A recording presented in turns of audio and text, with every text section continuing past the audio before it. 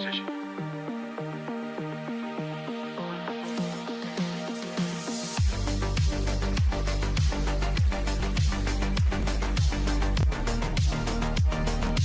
Overnight success. The Blazinator 3000.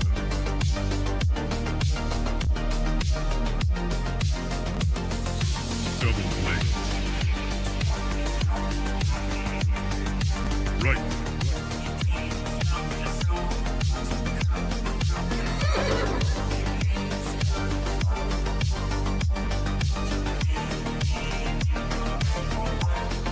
That's misinformation.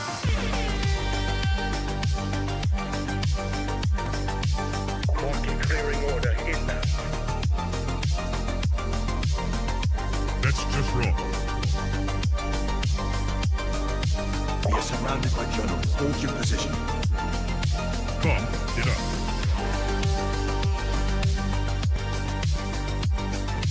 Trust the experts. 5 cookies. We are experts. Founder node. 5 coded. I see multiple journalists on the horizon. Stand by. Experts. UAV online. Blaze. Double blaze. Triple blaze. Double kill. 5 code.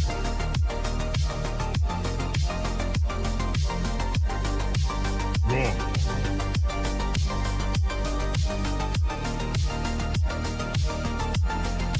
Pump is up. Blaze.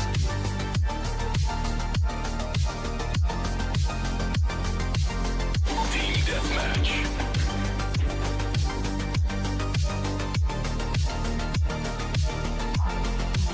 We are experts. Triple blaze. That's just wrong. Right.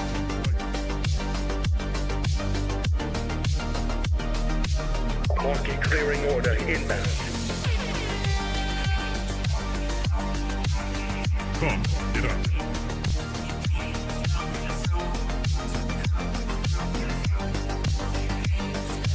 We are surrounded by journalists. Hold your position.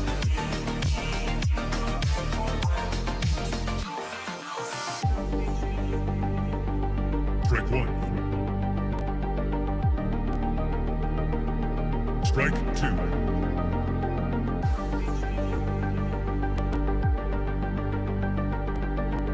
Activate Golden Retriever mode.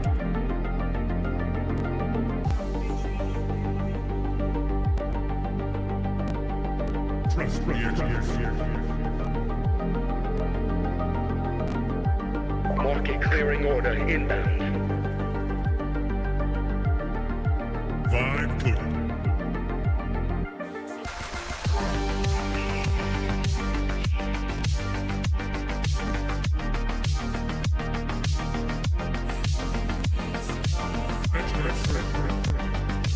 I see multiple journalists on the horizon. Stand by.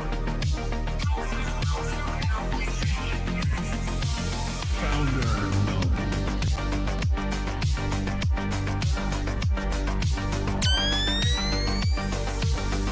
You're watching TBPN. Today is Monday, March 2nd, 2026. We are live from the TBPN Ultradome, the Temple of Technology, the Fortress of Finance, the capital of capital. Let me tell you about ramp.com. Time is money. Save both easy-to-use corporate cards, bill payments, accounting, and a whole lot more, all in one place.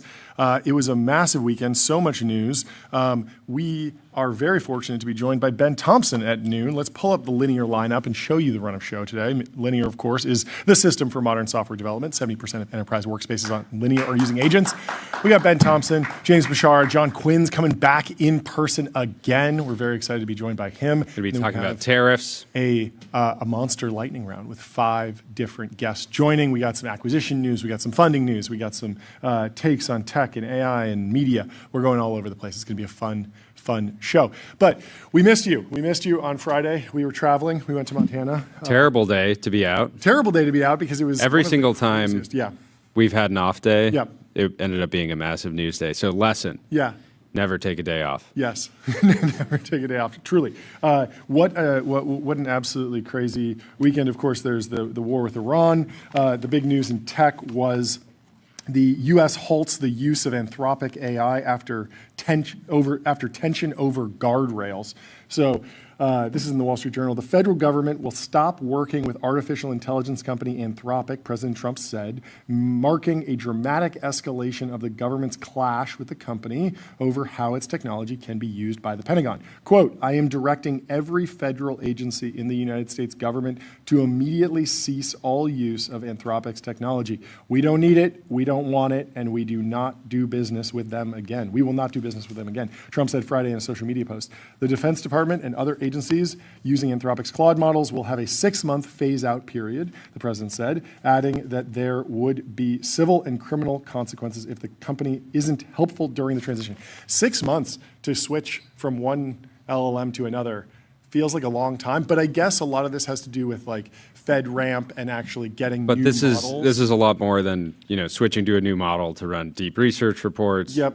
So you're involving classified systems. Sure. The context that people didn't have last week was that the United States was headed to war, right? And so even having that context, I feel like is pretty important, right? It sort of explains the 5 p.m. deadline. Urgency. Anthropic had taken issue with how their products were used in the Maduro raid. Yep. There's a new conflict that's unfolding, and so that makes the aggressive timeline make a lot more sense. It also makes the 6-month phase out make more sense because national security is on the line. Yeah. This morning, Scott Bessent said at the direction of the president, the U.S. Treasury is terminating all use of Anthropic products, including the use of Claude within our department. Yeah. The American people deserve confidence that every tool in the government serves the public interest, and under President Trump, no private company will ever dictate the terms of our national security. Yeah. The U.S. Federal Housing, Fannie Mae and Freddie Mac are also terminating the use of Anthropic products, which was announced this morning. Yeah, which I think goes in line with the original direction. Trump said, I am directing every federal agency in the United States government to immediately cease all use of Anthropic's technology. So you would expect to see these statements come out from sort of every different federal agency as they sort of get their transition plan together, figure out what are the requirements for their particular agency, because I imagine some agencies aren't operating in classified environments. It's going to be much easier for them to onboard to a Gemini or an OpenAI or a Grok very quickly. Some of them it's going to be a longer plan, but they're all getting on board, and there's been a big debate over how Dario has handled this. Where is he in the right? Where is he in the wrong? Where has the government potentially overstepped? Have they been too aggressive, or are they doing everything appropriately? Everyone is weighing in, and we're going to take you on a whirlwind tour of everyone's opinion, share some extra context, try and dig into what's actually at stake, what's actually going on. It's in many ways, Ben Thompson does a great job sort of painting the broadest picture around like, what if this is really nuclear level technology? What should we expect in that scenario? And then there's the more minor side, which is, you're talking about a $200 million contract for a company that does $10 billion in ARR. This is 2% of revenue. In many ways, it's a bump in the road. And so I think a lot of people will be squaring, how serious is this for Anthropic? What does this mean for the other foundation model companies? What does this mean for the future of the relationship between tech and Washington, D.C.? But there's a lot more context. So The way I processed this was interesting because I wasn't fully offline, but I was not surrounded by tech people over the weekend for the most part. And so I was following it and sort of wrestling with some of the same questions that people were wrestling with online. The big one was just, how should a private company interface with the government? Like, I am an American, I've run businesses, I've never actually sold anything to the government, but hypothetically I could imagine the government coming and wanting to buy, I don't know, ads on TBPN or Lucy products or any other consumer packaged goods product that I've made. And my assumption is that the private company should have very little say in how the government uses those products. And I was trying to zoom out and think about, like, AI is so complicated because it could be super intelligence, could be autocomplete, could be coding help, could be knowledge retrieval. There's a lot of different things that AI means. And in some scenarios, it's like super critical, really complex. And in other ways, it's just a product. It's just a service, like an Excel sheet, like a Microsoft Windows installation, like a car. SaaS. And so, yeah, so I was thinking, like, if I was the CEO of Ford, and I make Mustangs and Ford Explorers and F-150s, and the government comes to me and asks me to buy some cars, I should probably treat them like any other customer. I probably shouldn't say, no, I don't approve of this particular what the government's doing, so I'm just not going to sell you any Mustangs to drive around on the military bases because I don't like the military. Then if they ask me, hey, we love the Ford Mustang, we love the F-150, we love the Explorer, but we're going to war and we want you to put bulletproof glass on there and armor. That seems like a different discussion. That seems like I might need to, set up a different manufacturing line. I might need a different assembly line. Like, the car's going to be heavier, and if I put bulletproof plating on all the cars, well, like, a lot of families are going to be like, I don't want an armor. It's going to hurt my business. Yeah, it's going to hurt my business, exactly. And so that negative externality probably needs to be internalized by the government who's asking for that particular contract. And there's actually a history of this. Like, the Humvee, of course, the Hummer is owned by General Motors, and that brand has separated. And now most military vehicles are made by defense contractors, but there is some bleed over, and there's sometimes when private companies do dual sourcing or dual use technologies.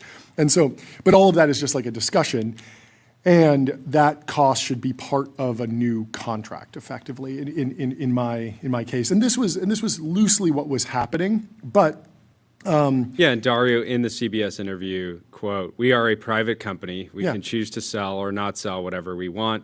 There are other providers." Yes. Which feels like... Yes, like I'm dipping out of it.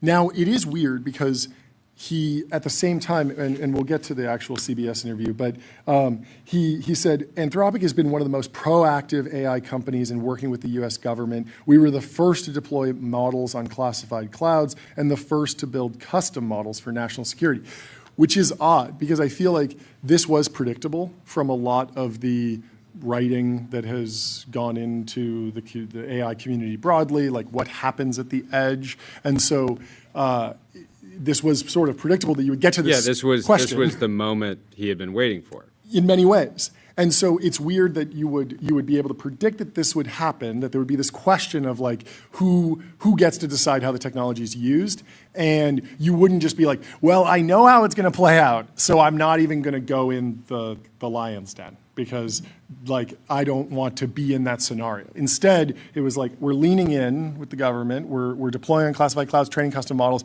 but we still want authority over the final last, sticking point on how these models are deployed, what they're used for. And that feels a little odd. Like in the Ford example, like if I sell them a Ford F-150 and they say, hey, we're going to take it to Iraq and go do a military mission, I'm going to be like, look, like, it's not ready for that. It's not armored. You shouldn't do that. But if they do it, then it's kind of on them. I should be clear about the capabilities of the vehicle and how much, how bad it would be in that situation. But it's on them to go retrofit it, figure out what's legal, what's most valuable to their strategy, to their mission, what's aligned. Maybe they'll use it just to drive around the base. Maybe they won't actually take it out on tours of duty, right? Based on what you know about the capabilities of the model. And so I thought it was totally reasonable for Dario to say that Anthropic models, in his view, are not capable enough to be deployed in certain Department of War contexts. Now, it's bad salesmanship. Most salespeople would just be like, yeah, everything's great.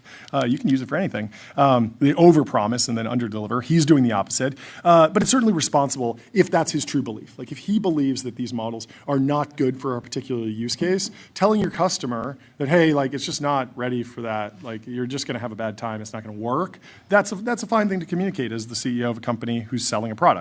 But at the same time, I still think the government has the freedom to assess the efficacy of those models, which are changing in capability rapidly. So he's saying like, right now, it's not good for X, Y, or Z. Well, what about in 2 months? Like it might be better.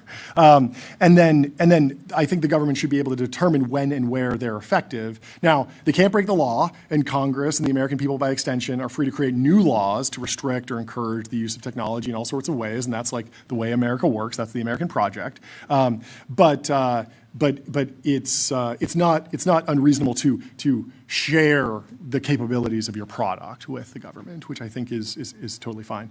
So there were two main sticking points that they went back and forth on.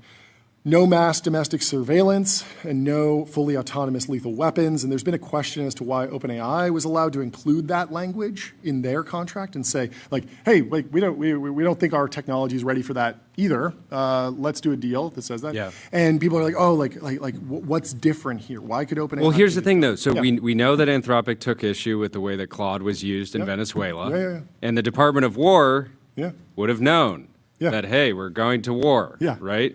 Yeah. You can imagine that Anthropic, a private company, does not know that. And so they have this deadline. There's this information asymmetry. Yeah, this information asymmetry. Yeah. They have this deadline. The Department of War knows that they're going to war. Yep. They're like, we need reliable AI systems for this conflict. We now know the war, the president said this morning, said the war is going to stretch 4 to 5 weeks, right? I think on Friday, we all assumed that it was going to be, in and out super quickly. Yep. So the timeline is extending, and the Department of War is sitting there being like, we need to know that the provider of these AI systems is going to be reliable. Yeah. Just a little bit ago, they took issue with it, right? Yep. Can we count on them? They start this kind of renegotiation process, right? And to try to build up confidence that, hey, we can rely on these systems in an active conflict, in a conflict that feels already much more serious and will have much greater implications than the Venezuela conflict, right? Yeah. No, totally. And so Anthropic is looking at this in a different way and clearly is like leaning in and like really, in some ways, felt like they were kind of like stirring, like really like not respecting the process. So like when I or even the deadline, right? So Emil Michael came out Friday night and said, it was 5:13, 13 minutes past the deadline. I'm trying to get in touch with Anthropic. I try to get on the phone with Dario. Dario says he's in a meeting. And I feel like in that situation, if I'm the Department of War and I'm about to lead the country into war, we can debate on whether or not the war is justified. Should we go?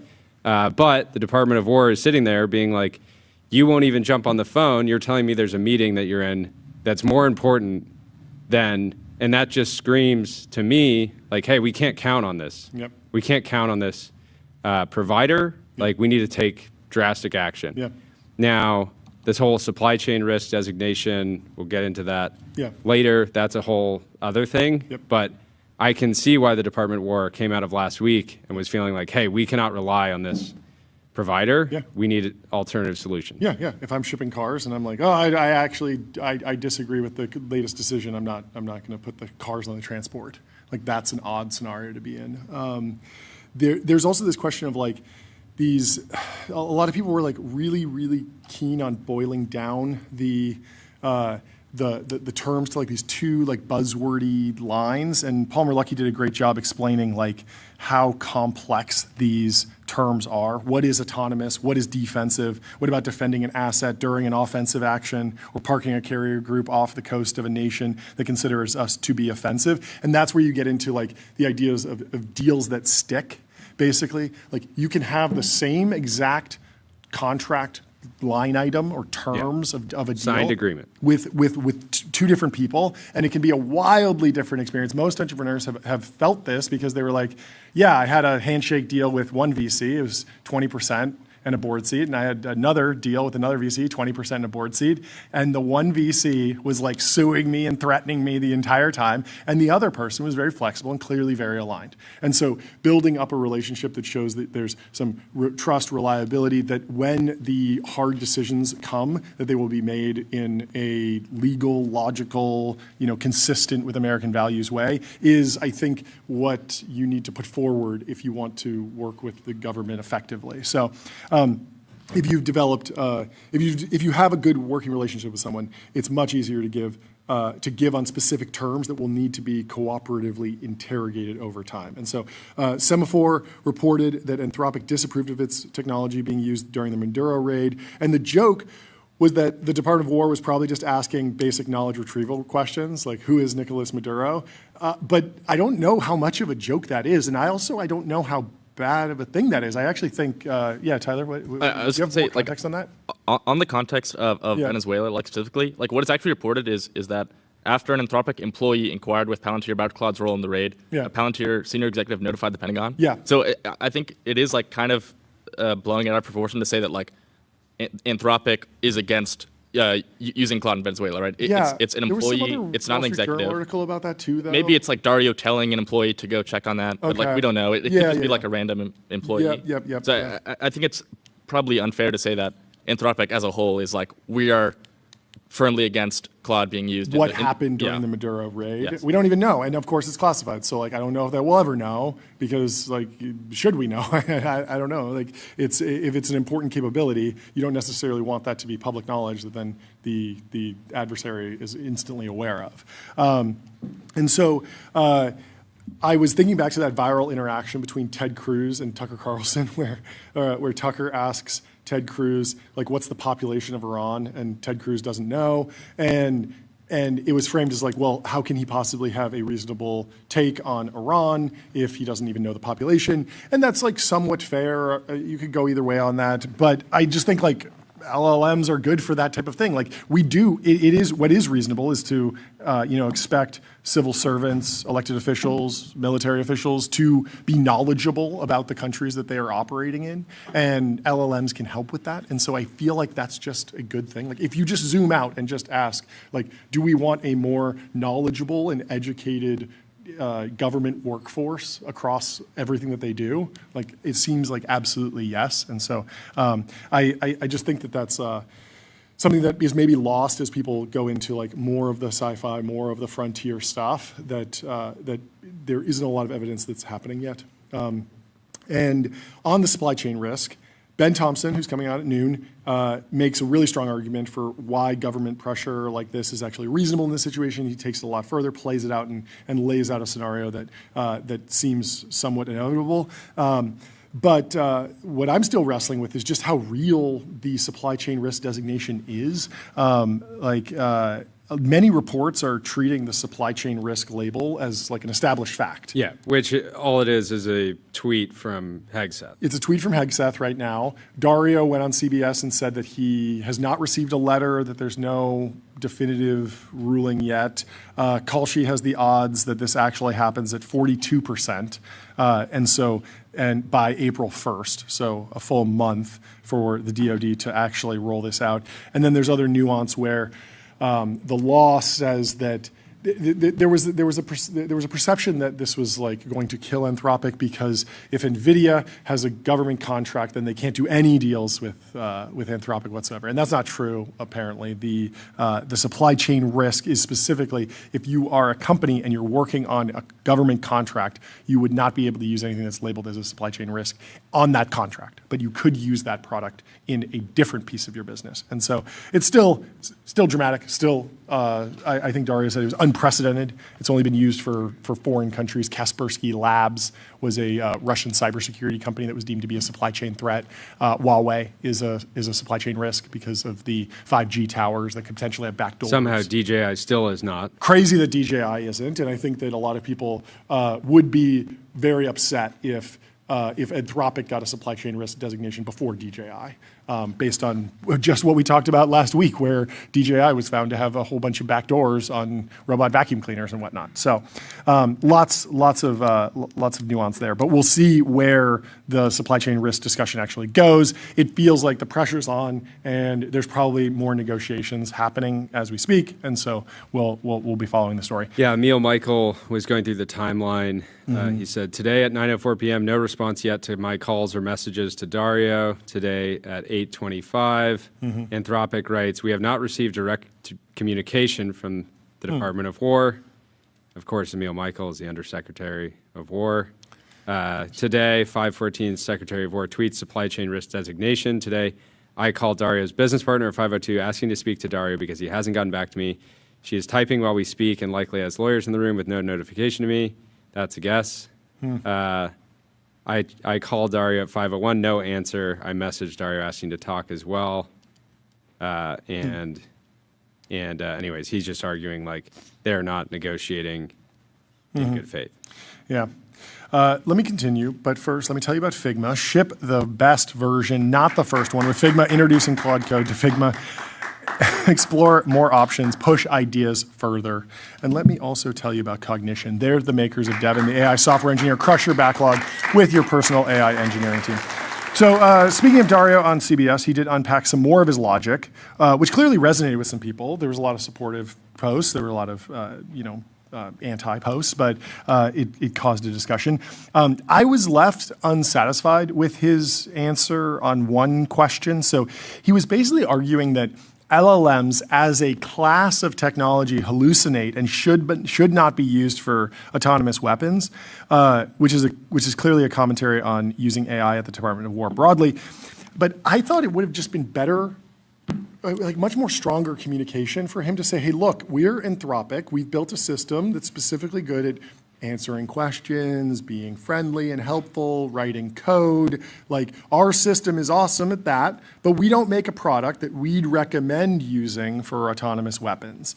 And it's tricky to try and like twist arms here and sort of like, because he's in a leadership position, act as like the steward of what, like, he is an expert in LLM capabilities, but he's not necessarily an expert in DoD capabilities.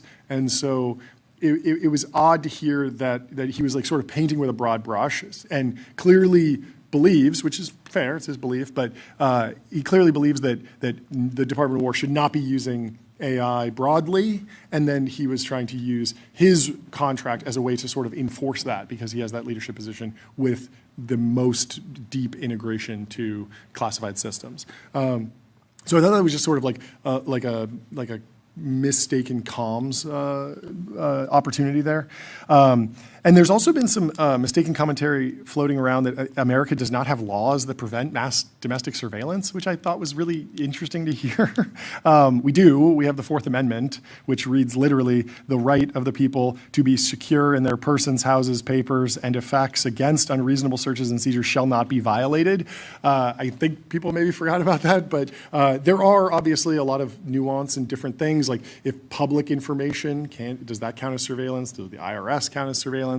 Do automated traffic cameras count as surveillance? Like, there's a lot of things where surveillance is broadly popular. There's other things where it's massively unpopular. And of course, it gets into the actual definitions 20 lines deep to understand what happens in the court. There was a case recently of the government using a drone to surveil protests, and it was held up in court as acceptable, but the court gave notice that going forward this should not be used, and that the laws need to change. And the judge was like, this is like technically legal, but it's not in the spirit, and so like we need to revisit this as a country. And that's a lot of what's coming away from this, is that if you put, there's a view of like Dario as sort of like making this like last stand, which in the best case sort of just actually kicks it back to the American people, because the whole debate right now is Dario like the God King corporate emperor of this private company that he has control over, and like you don't get to vote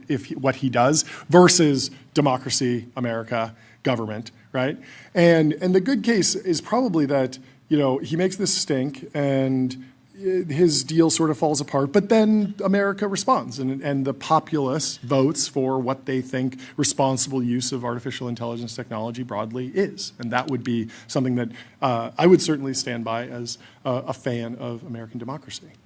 Let me tell you about Okta. Okta helps you assign every AI agent a trusted identity so you get the power of AI without the risk. Secure every agent, secure any agent with Okta. And let me also tell you about Lambda. Lambda is the superintelligence cloud, building AI supercomputers for training and inference that scale from one GPU to hundreds of thousands. Let's go back to the timeline. We have Ben Thompson joining us in about 30 minutes. There are other reactions and other breakdowns. We can actually kick off with this breakdown of Ben Thompson's piece because I think Dan IRL_Dan B summed it up pretty well. Do you want to? You can go for it. I'll take a crack at it. Ben Thompson, as always, lays out the reality more clearly than I could have, despite my attempts. By Dario's own words, he's building something akin to nukes. He's simultaneously challenging the U.S. government's authority to decide how to wield said power. As much as I like Claude, and as much as I dislike Hegseth's extra-legal might-makes-right maneuvering, I will ask you again, what did you expect? Vibes, essays? This is the reality of all too many of my EA followers that they've been proclaiming for years now. They're seemingly upset that this reality has come to bear. And there's this interesting note that has been going around that one of Dario's favorite books is The Making of the Atom Bomb, The Making of the Atomic Bomb. And it tells the story of the scientist that built the atom bomb, and then eventually that technology was nationalized. And he apparently gives this book out to Anthropic employees and has sort of seen it as like a roadmap for what might happen with AI. And I was struggling with it because I was like, is it a cautionary tale? Like, we haven't had nuclear war in 70 years.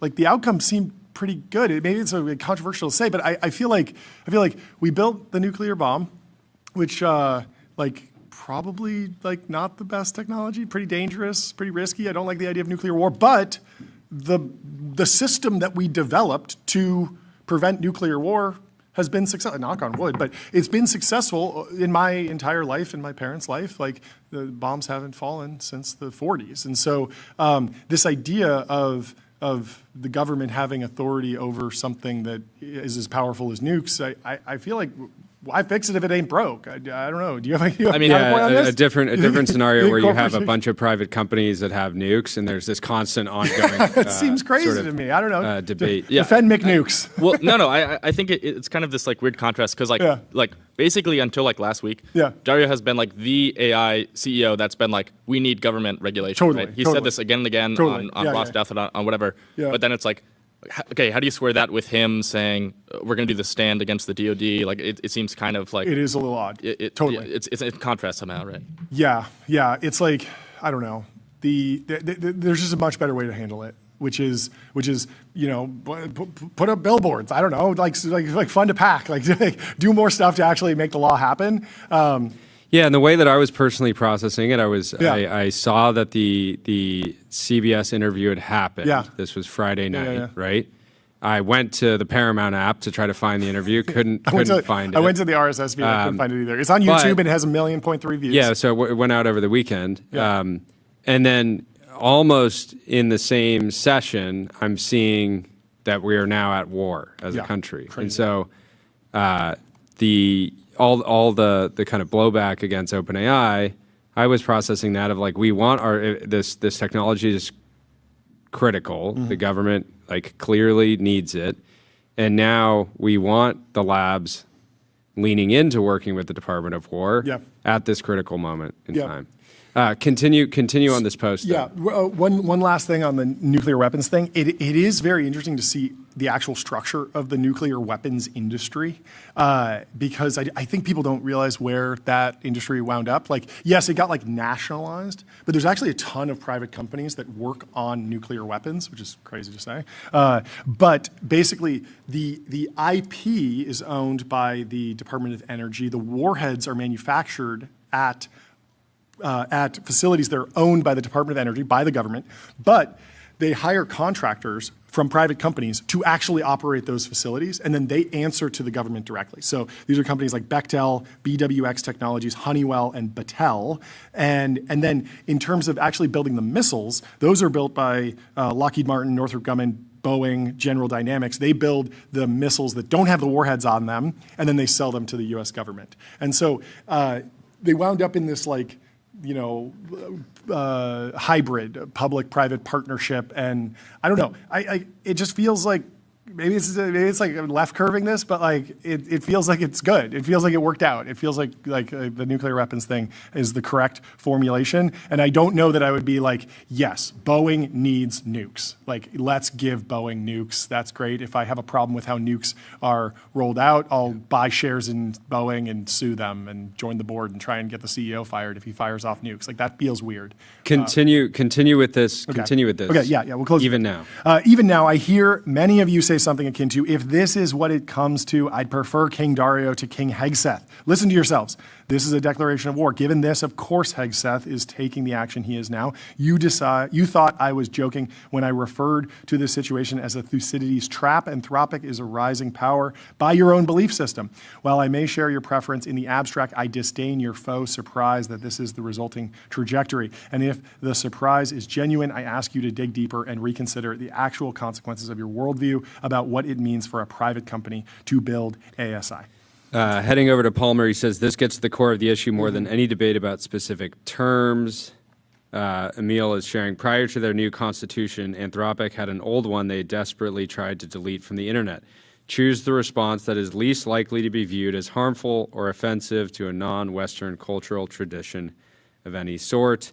Palmer says, this gets to the core of the issue, many more than any debate about specific terms. Do you believe in democracy? Should our military be regulated by our elected leaders or corporate executives?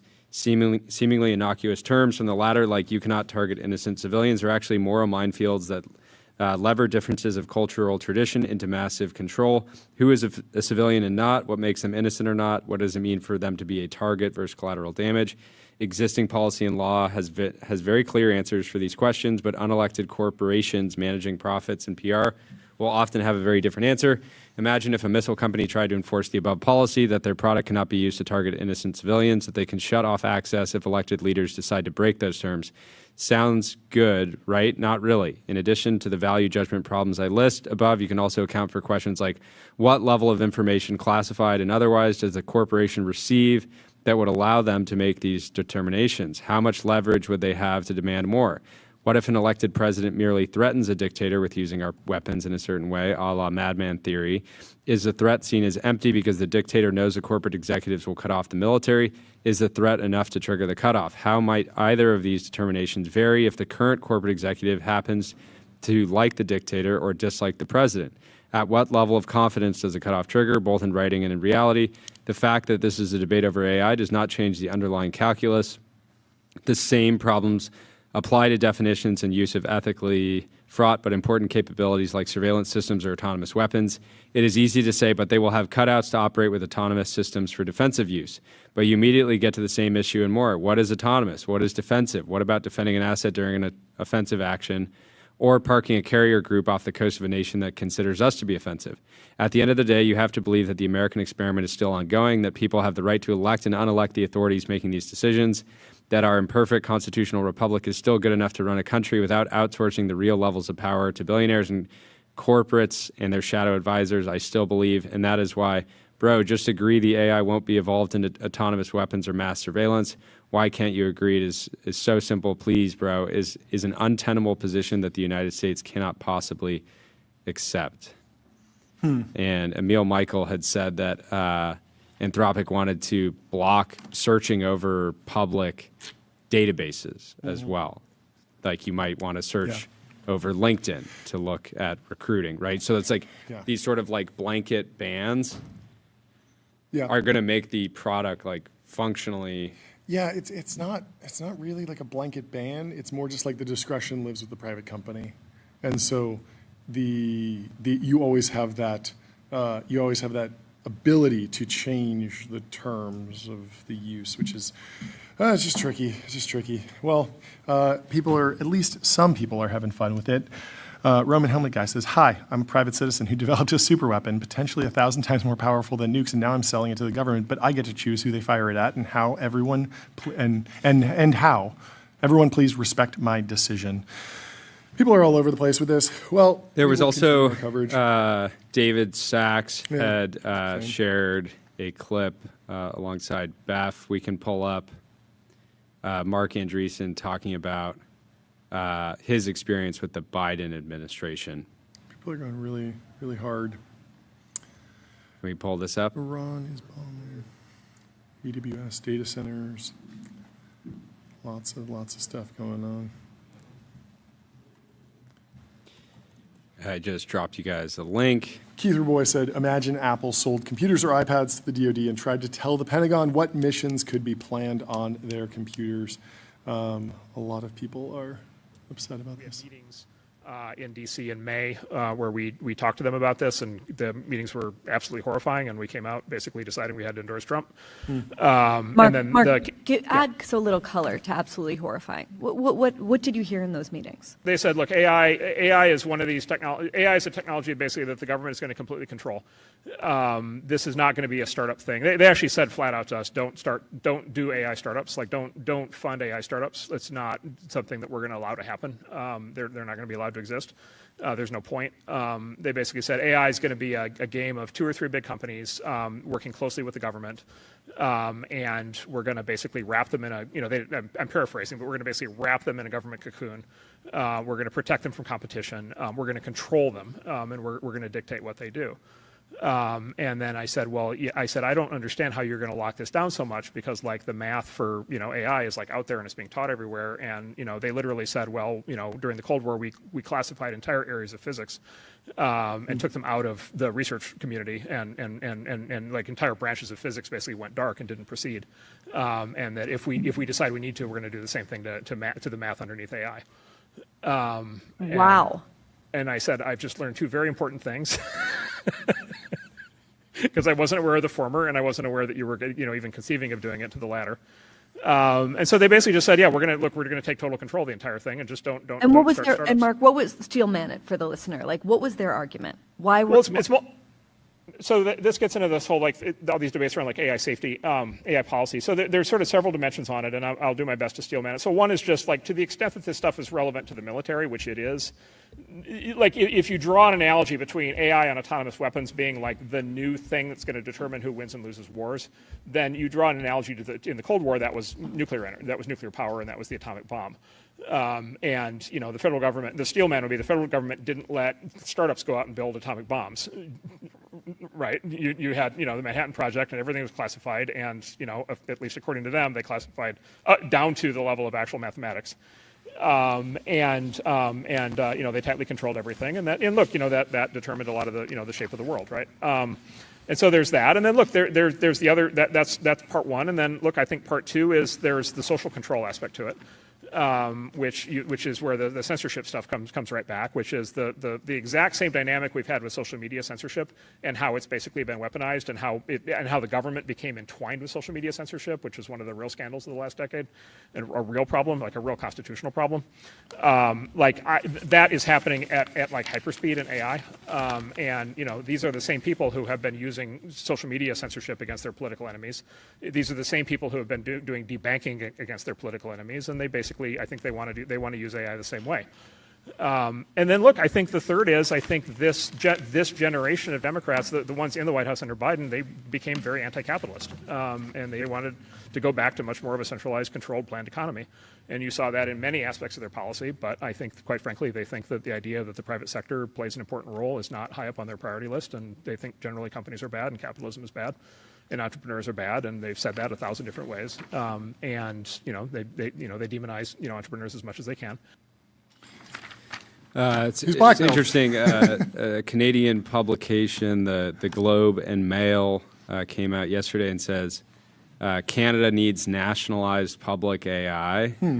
And Toby, the greatest Canadian entrepreneur in history, says deranged drivel in response.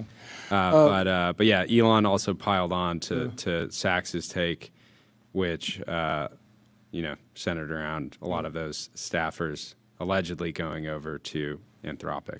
It's interesting. We were talking about like these alliances that happen. Like there's the anti-Netflix alliance, the anti-YouTube alliance. There's like a little bit of an odd alliance happening against Anthropic right now. Let's move on over to Netflix and Paramount because there's news in the bidding war. First, I'll tell you about Graphite, code review for the age of AI. Graphite helps teams on GitHub ship higher quality software faster.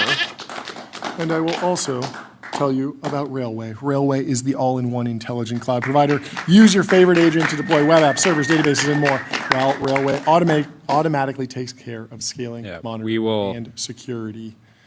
We will come back to this story on Ben Thompson DoW with none other than Ben Thompson in 20 minutes. In the Wall Street Journal, in the Exchange section this weekend, they have a full bleed article. How David Ellison finally got what he wanted, and I love the subhead. No. Okay, yes. He got 10 no's and then finally got it done. And never give up. Never give up. For 6 months, the son of one of the world's richest men kept hearing the same unfamiliar word, no. Even before he closed a deal to combine his company with a much bigger one, David Ellison was already plotting to do it again. Once his Skydance Media took control of Paramount, he turned his attention to a Hollywood icon, launching an audacious takeover bid for Warner Brothers Discovery that would give the Ellison family full control of a sprawling media empire. So he came in with an offer of $19 per share, finally got it done at $31 a share.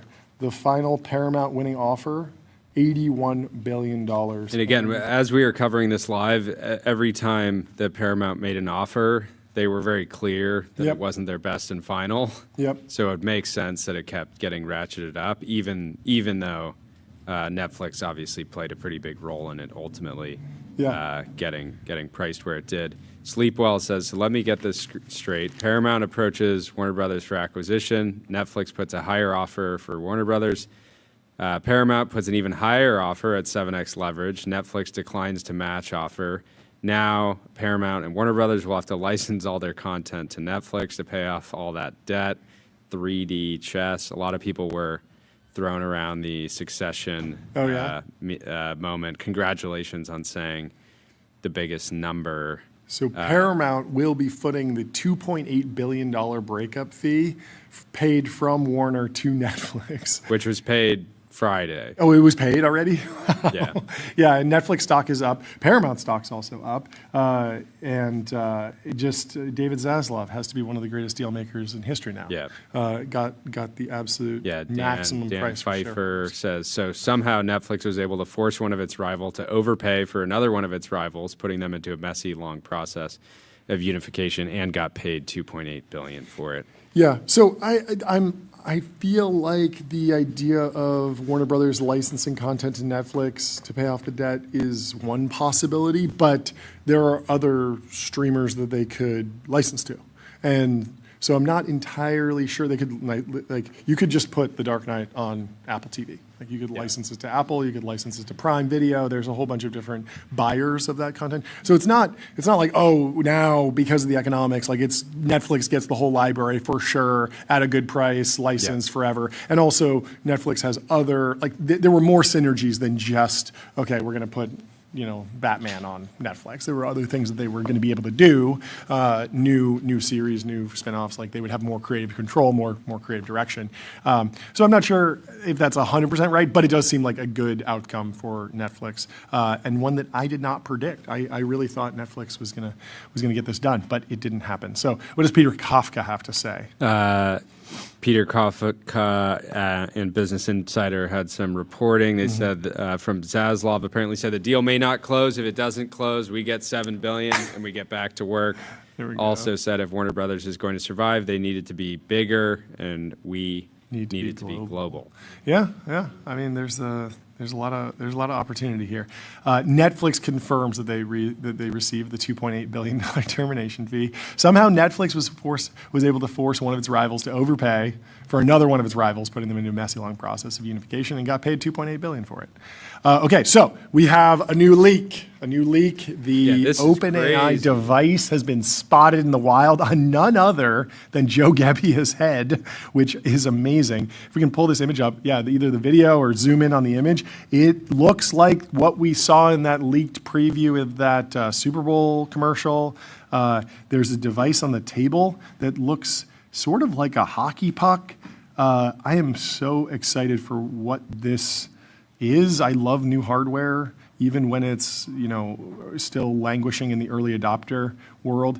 I'm a big Apple Vision Pro guy, as all of you know, and I will be very, very eager to daily drive a new hardware product for a little bit. Let me tell you about Turbo Puffer, serverless vector and full-text search built from first principles on object storage, fast, 10x cheaper, and extremely scalable. And let me also tell you about the New York Stock Exchange. Want to change the world? Raise capital at the New York Stock Exchange. Still gearing up for a banger year at the New York Stock Exchange. Do you guys think this was leaked on purpose? Because if you watch the video, the second video, it looks like the framing of it looks very much like found footage. Like at the end of the video, he pans the camera down and it's like, oh, I got to hide the camera. Yeah. It looks like it looks kind of planned. It's possible. It would be a cool rollout to like tease little leaks here and there, build a little bit of attention without doing like a look at me campaign. We're doing, you throw leaked in front of something and it just gets more attention. So it's totally possible. This is some more 4D chess. Zach is not saying, oh, look at there's a new device right there. He's like not, saying it directly. Okay. It's very like. Okay, I like that. Yeah, I can see it. Milkman says, just shipped a feature to a client 30 minutes after he asked for it. Big mistake. Just shipping too fast. That's the new timeline for every project. What is going on over at Semi-Analysis? Abby says, said, ask my wife what she was reading to fall asleep. She said Semi-Analysis. Based her, not going to make it. Dylan says, that's our wife now.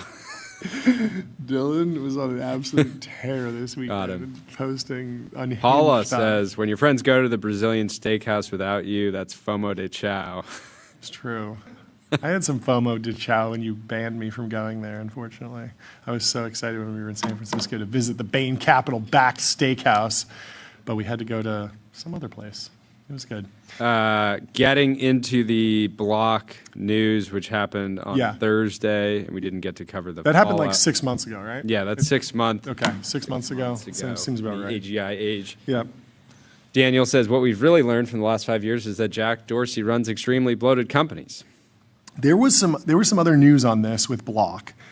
Someone posted the mix of, so Sakit. Oh, it was deleted. Interesting. Well, we have it saved. We won't fully dox the account, but I don't know if this is real because it's been deleted, so it might be fake. I don't know, but most of you have heard about Block's 40% layoffs by now, but the numbers are even worse. Engineering was hit harder. We've lost close to 70% of our engineers. The company you once know as a prolific open source software contributor no longer exists.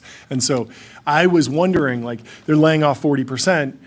How will they be shifted? Because the AI narrative, the job displacement narrative, that could be back office people that are processing manual workflows, or it could be software engineers who now there's a smaller team that's getting more leverage out of AI tools, and so you write more off. There's also just the world where you're a mature software company and you have lock-in and you're like, yeah, we actually don't need to ship that many more features. We have sowed for so long, it is time to reap. But I am still bloat-pilled. I still believe that this is somewhat of a unique. Bloat-driven. This is somewhat of a unique but it situation. It didn't stop the market from absolutely puking on Friday. Amex at one point was down something like 7%. MWT says, I'm fully on board with spiraling into a depressive episode over the rapidly approaching neo-feudalist breakdown of society, but I worked at Square in 2017 and my job had no tasks. I sat on the roof eating free snacks all day with a MacBook.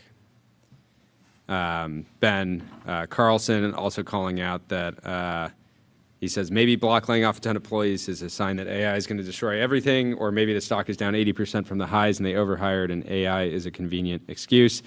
So yeah, we've just called this out so many times over the last year as companies did rounds of layoffs and said it was because of AI-related efficiency But again, it is oftentimes the best possible reason. If you're going to better than saying, we don't know what we're doing, and we've been running with 4,000 too many people for a while now. Yeah. At the same time, I mean, has the market continued to like it? Because the stock popped a bunch, and it felt like that might cause a continuation. Yeah, I mean, it's stabilized. It's still up 28% over the past 5 days. And so it does feel like this could have some sort of contagion effect. A lot of other CEOs looking at this and saying, okay, well, like I'm at least a theoretical victim of the SaaS apocalypse. I need to do something. I'll do it. So we could see more layoffs from tech firms. It doesn't seem unreasonable, but at the same time, this does feel like a little. And the irony is that it's only Dorsey companies that have run these sort of mass layoffs, right? Yes. I ran the numbers, and this was the largest RIF in S&P 500 history. Yep. Somebody was in my comments saying, sharing the Lehman Brothers. And Lehman Brothers was actually interesting because they went bankrupt. They were delisted the same day. And then the RIFs actually happened over time. But a lot of people were shifted around and transferred over to different jobs. And ultimately, the company just ceased to be in the S&P 500. Yeah. Buco so it wasn't in the S&P 500 when the layoffs happened. They were delisted the same day. That's a good point. Victory for Jordy. The same day. Never questioned him. Buco says mostly, he's talking about the cuts, mostly about XYZ, which is, of course, the ticker being poorly run, not really about AI, but most others, small to medium cap tech, also poorly run, expect many more cuts. Below, I tweeted that they only needed 60% of their company. That wasn't a random number. Pull up any fintech SaaS chart, and you can see that employee count exploded. Demand exploded in 2020, but now these companies are way too bloated. I did not expect them to cut 40% at once. I think it's basically impossible to identify the right 40% at one go. So a huge operational risk there, but maybe better for morale than multiple cuts. Who knows? Unprecedented. We now have 2 examples of this happening with Jack, so it's easy to say he runs a bad, bloated business, but I've been vocal about this. Toast and Clover should not be anywhere near the scale they're at. Tidal, Afterpay, come on, pretty sure he threw a $70 million party for the team last year. I think it was $68 million for some offsite that they did. I also think it's a mistake to define this purely as a Jack issue. As I said, pull up the employees charts and the revenue charts. I'd say to pull up the earnings charts, but for many, they are negative, which we all know. These companies are way too bloated, and they are having their clocks cleaned by smaller, more nimble startups. They have to get lean to survive. I think the realistic average number is 20 to 25% for many of these companies, but there are plenty that could cut 40% too. I think this basically has nothing to do with AI, but there are some roles they can eliminate and some where they can increase scope. Let's call it 5%. So again, if that now deleted post is real and that 70% of the engineering team, at least in that person's team, were cut. But you don't know. That could have just been the open source, of like the open source focused team, right? And that's just like hey, we don't have time to contribute to open source if our stock's down 80%. I do think that most CEOs will maybe look at the block news and say, okay, I need to right-size the organization. I need to do some layoffs, but not all of them will be convinced that a 40% cut is the correct move. It might be. They might say, actually, like we think that 20% here and then 5% there and then 10% there is just better for morale because it's more clear who's still on the team.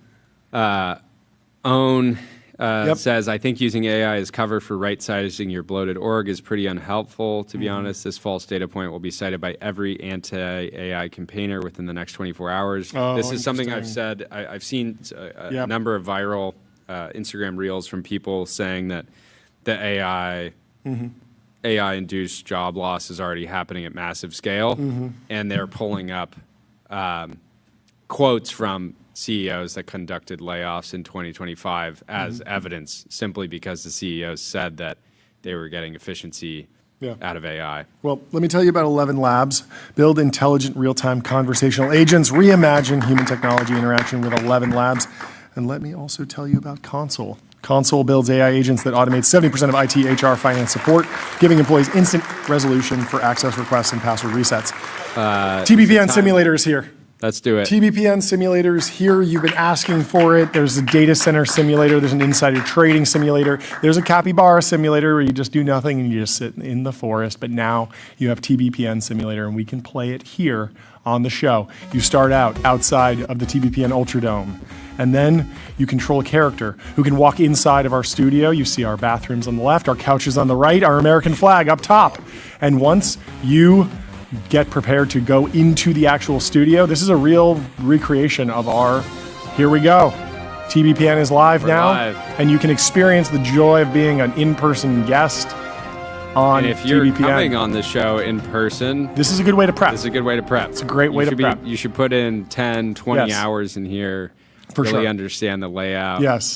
It also, I love the monitor. Accurate of how it's many very monitors accurate. we have. And it's also accurate to the more recent. We recently changed the desk setup for where people sit, and this reflects the new setup. So thank you to Ben on our team who put this together. It is fantastic and remarkably accurate. Just a few hours. Yeah. Effectively one shot. Incredible. And Incredible. I've never. Yeah, I love the details, the simulation. tracks on the ground, everything. Just fantastic work. TBPN Simulator will be available everywhere video games are made possible, aka the internet. What happened at Little Caesars? Little Caesars Arena had a malfunction tonight where their air horn was blaring for over 5 minutes straight during the students' Let's pull up this video. I have not seen this video, but This doesn't sound like a malfunction to me. This sounds like exactly what they should be doing. Let's hear it. With his horn, George. So, guys, I'm here at the scorer's table, and there was a complete malfunction here, electrical-wise, here at the scorer's table. We see this gentleman here working frantically to try. Live to production's get hard, reset. folks. Live production's tricky. Went out, the score went out across Ben, the they're building, saying and your simulator is fake because it has no goalpost. Oh, no goalpost. Gotta add that. Both coaching staff, JB Bicker's staff. And no horse. No horse? Okay, back to square one. He said it's on the way. It's on the way. Okay, that's V2. That will be maybe that should be DLC. You have to pay $50 for that. If you get the all access season pass, we'll include that. But that's definitely some DLC getting the horse. Leonardo DiCaprio has been quietly funding the Los Angeles Public Library's Los Feliz branch, a facility located on the site of the actor's childhood home. That's sweet of him. Inside the computer room, which is named the Leonardo DiCaprio Computer Center, features several signed posters of the actor from films he starred in, including Titanic and The Great Gatsby. The tribute-filled space has become a distinctive feature of the library, offering both technology access and a glimpse into the actor's career. And Brooks Otter Lake says, I like that this is the entire article, and it seems to fully negate the quietly part of the headline. Quietly funding the branch. This is awesome, and I feel like if I'm a kid and I go to the library and I see Leonardo DiCaprio, that's going to inspire me. So I'm a fan of that. But this story went out last week. Do you think the posters are still there? Probably. I'd say just double down. I'd be worried about those posters. Anyway, let me tell you about Vanta. Automate compliance and security. Vanta is the leading AI trust management platform. And let me also tell you about Cisco. Critical infrastructure for the AI era. Unlock seamless real-time experiences and new value with Cisco. And without further ado, we have Ben Thompson in the Restream waiting room from Stratechery. Welcome to the show, Ben. How are you doing? I'm good. Hopefully I have the right microphone turned on this time. You do, and it sounds fantastic. Thank you so much for joining on short notice. Thank you for writing Anthropic and Alignment. It is a fantastic piece that I think covers all of my questions, but I want to start with just how did you process the weekend? How did you get to this particular place? And then what is your key thesis with Anthropic and Alignment? I mean, this is one of those ones, I don't know if it's good or bad that it came out sort of at the end of the week, so I had a lot of time to think about it. Ultimately, I think it was good because I'm not sure anyone as explicitly made the point I did. And maybe it was bad because I feel there's a lot of caveats. Maybe in retrospect, I should have put in the article that would have addressed a lot of the points that people are upset about. Basically, zooming out, this was not a normative article where I'm saying what's happening is good or bad. And that's really the one caveat I really wish I would have put on there. I mean, I'm being out there accused by a Nilay Patel, a full-throated fascist endorsement of fascism or something like that. And it's relax. Okay, can I get some credit for the last X number of years? Basically, there is a deep-rooted concern that I've had for a long time about, and I'm now hesitant to even use sort of EA as a term because it's kind of now politicized thanks to the events of the last week, but a failure to grapple with a world of guns is basically the long and short of it. And I actually think Eliezer has been the one guy who's been honest about this, where he wrote that Time article about potentially bombing data centers someday. Yeah. And that's actually a point worth bringing up, which is all this stuff is right now in the digital realm with robotics and potential other applications, and it's obviously being used for military operations. It's crossing over into the physical realm. But if AI is as powerful as people say it's going to be, then there are going to be real-world reactions to that. And if we're going to analogize it to nuclear weapons, as Dario Amodei has done repeatedly, you have to think through what would happen in a world where a private company developed nuclear weapons. What would the government's response be? And that's not to say that the government response in that case is good or bad. Yeah. Or does it follow sort of constitutional principles or whatever it might be? Obviously, I want them to.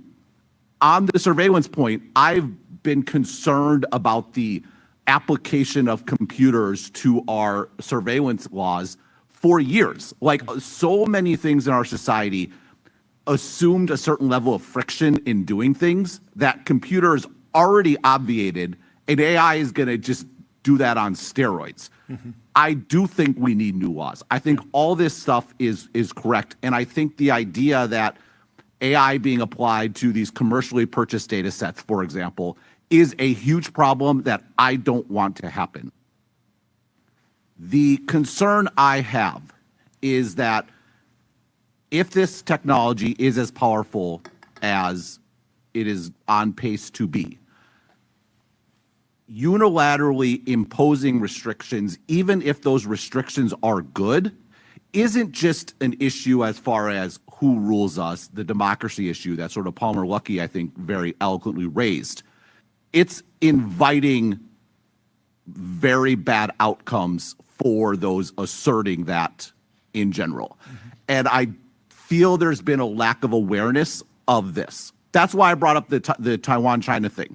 This has been a frustration I've had with Anthropic generally. They talk about, Amodei's been very outspoken in terms of opposing selling chips to China for, in a narrow, aspect, very, very good reasons. My pushback has always been, what happens if we get super powerful AI and China doesn't? What are they going to do? Sure. The optimal thing would be to just bomb TSMC out of existence, because suddenly that becomes optimal, even with all the costs that does. And then what? Then what are we going to do? Yeah. Like, we're entering this. Like, I don't like getting into political posts. It's not fun at all. I'm not having fun with this. It's not enjoyable. I can promise you this. Yeah. And some people are like, well, you should have just made the post private. I'm like, no, I really want Anthropic and people associated with this to read this, because people have theorized for a while about what's going to happen as AI becomes more powerful. And now it's starting to happen for real. And I guess over the weekend, part of it was just I felt compelled to say this and girding myself to do so. And even then, I still wasn't. I haven't waded into this for a while, and it's no fun, but it is what it is. Can you unpack a little bit more of that tweet that you posted, where you did the find on the Dario article for Taiwan and saw that wasn't mentioned? I've sort of griped about this in general. I think that. So do you just think he should be talking about the Taiwan issue more deliberately? He should be messaging that. Like, why is it important that? Why is it significant that he doesn't mention Taiwan? Well,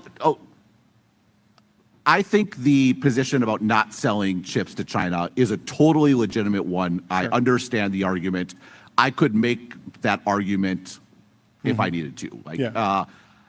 I have advocated the opposite, that number one, not only should we be selling chips to China and a generation or two behind, which has always been sort of our standard practice with chips, we should also be allowing Chinese companies to fab with TSMC. That is a restriction that has come down. Now, these Huawei chips are somehow manufactured by TSMC. Let's not look too closely at it, but we should explicitly be allowing it. Okay. And the reason for that is I think it is a safer equilibrium to have China dependent on Taiwan than to try to cut them off from Taiwan while we are dependent on Taiwan.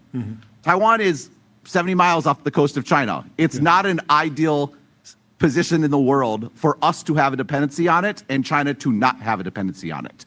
So this is the problem. All this stuff has everything going forward has massive trade-offs. The implication of letting China fab with TSMC or the implication of letting them buy NVIDIA chips is that they gain these incredibly powerful AI capabilities that is driving this entire debate. That is, in a vacuum, not a good thing. But nothing's in a vacuum. Everything is a trade-off. And in that specific area, I think that just it's repeatedly, again and again, being absolutist about the chip issue when I am frustrated to not see any public comment about that's not quite fair. He has made comments about, oh yeah, that would slow down sort of the adoption of AI in the long run if Taiwan got bombed. I'm like, that's, in my mind, that's an insufficient consideration of the possibility of Taiwan getting bombed. Now, again, I'm biased in that regard. I lived there for nearly 2 decades. But it's just the reason I brought it up in this context is if AI is what it is, the people with guns are going to want to have a say.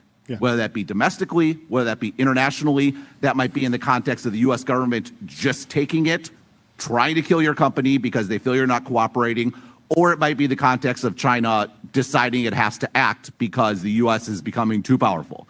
Because, it's not a fun debate. I do think the nuclear angle is a good one. It has echoes of the proliferation, question of mutual assured destruction, all those sorts of things. And that's just going to be the reality of the debate going forward. And again, it's not very fun, but I think it's also irresponsible to sort of run away from it. How much attention or what kind of factor do you think the information asymmetry between the Department of War and Anthropic played last week? It felt like, in hindsight, Department of War knows they're headed into a major, what is now looking like a drawn-out conflict. Anthropic sitting there thinking, hey, we got this like arbitrary deadline. Why do we need to renegotiate this now? And then if going off of Emil Michael's timeline, it sounds like they were still in the final hour trying to make a deal happen.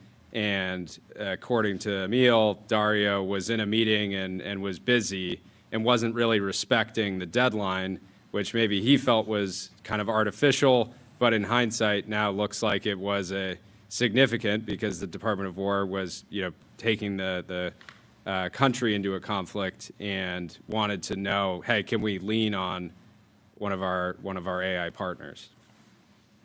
I don't know. I mean, I think that seems pretty arbitrary to have cut. I mean, I'm hesitant to speculate. I don't know what was going on. I don't know the angles. I think, and that's why I didn't sort of delve too deeply into it. And I also think some of the specifics, like this supply chain risk, probably overbroad. And almost certainly the way it was stated in the tweet is definitely overbroad if you actually go and read the statute. I think the goal that I was, and again, this is where I wish I had sort of put more caveats to say, look, I'm not actually talking about all that stuff. I don't really care. I do care, but that's not the point of this article. The point of this article is there's all this talk about alignment. That's why I put that in the headline. And on one hand, alignment is aligning AI with humanity generally, but for the foreseeable future, and you could have a philosophical argument about the long-term viability of nation states in the age of the internet, much less the age of AI and whatever that might be. That certainly is, a more pressing conversation than probably ever before. Anthropic exists in the context of the United States. And That's why I put that quote, you may not be interested in politics, but politics has an interest in you. What is politics? War by other means. You might not be interested in that. It is going to have an interest in you. And there's like I said, a certain long-standing frustration of not fully grappling with that fact, having dorm room theoretical arguments about AGI. You go back to that post over Christmas about like AGI in like 100 years and no one having any jobs or being worthless or pointless or whatever, which included some implicit assumptions around property rights existing in 150 years as they exist today. Newsflash, if that happens, property rights as they exist today are going away. All these rights, and this is a philosophical argument. That's why I started with the international law concept. All these rights, all these laws are subject to the agreement of those governed by them to follow them. And the final say is those who successfully inflict violence. And again, this isn't fun to think about. It's not pleasant. You would like to assume we operate in a world of laws that everyone follows them and goes by them. But to the extent AI is as impactful and powerful as it is, the more these questions, fundamental questions that we thought have been settled for hundreds of years, if not thousands of years, are going to be raised. And this is just the first of several episodes where I think that's going to happen. I grew up in sort of like post-Cold War, no duck and cover, didn't have a lot of fear of nuclear Armageddon, but Dario Amodei is, a fan of this book, the making of the nuclear bomb, and it seemed like he sort of predicted that if AI becomes super powerful, the U.S. might take a similar approach that they did with regulation of nuclear weapons. And as I was thinking about that, I feel sort of good about the way nuclear weapons are regulated. Like I feel like we got the good ending, and we haven't had nuclear weapons drop in 70 years, and it seems like things are going well there as well as they can, considering that there's this amazing or tremendous like dangerous technology that exists, but it hasn't been deployed. It hasn't actually bombed anyone. But how do you think he's processing that book? How do you think we should be processing that idea of the government running the same playbook that they did with nuclear weapons? It's pretty interesting. I mean, on one hand, just from sort of a physical perspective, dealing with weights and software is very different than dealing with fissionable material, or I guess the super bombs are like they're actually like fusion devices, right? And that is trackable. It is interceptable. When Iran, to take a pertinent example, is trying to build enrichment facilities, all of which makes the problem easier to solve. So that's difference number one.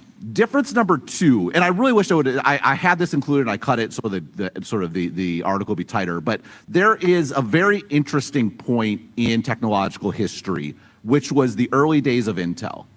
And Bob Noyce made the decision that we will sell to the government, but we're not going to design chips for the government. And the distinction there was you had guaranteed orders, which was great. The government would take your IP, and in his mind, the more important thing is there was limited volume. And the way that he foresaw correctly that this was going to be a very upfront, capital-intensive process of designing chips. You have to design them, you have to have the equipment, all of which is in the billions of dollars today. Back then it was in the tens of millions, then hundreds of millions. Is you need to find the largest possible market, which was the consumer/business market. You design for that. That will accelerate your improvement and your capabilities so much that you will end up having better devices than the government could have ever requested or made for itself. That is at stake on steroids with AI.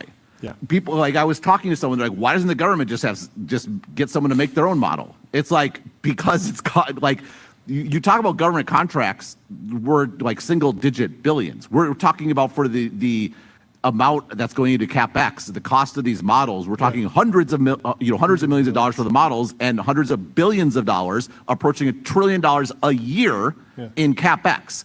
That is only sustainable and viable if you're selling to everyone.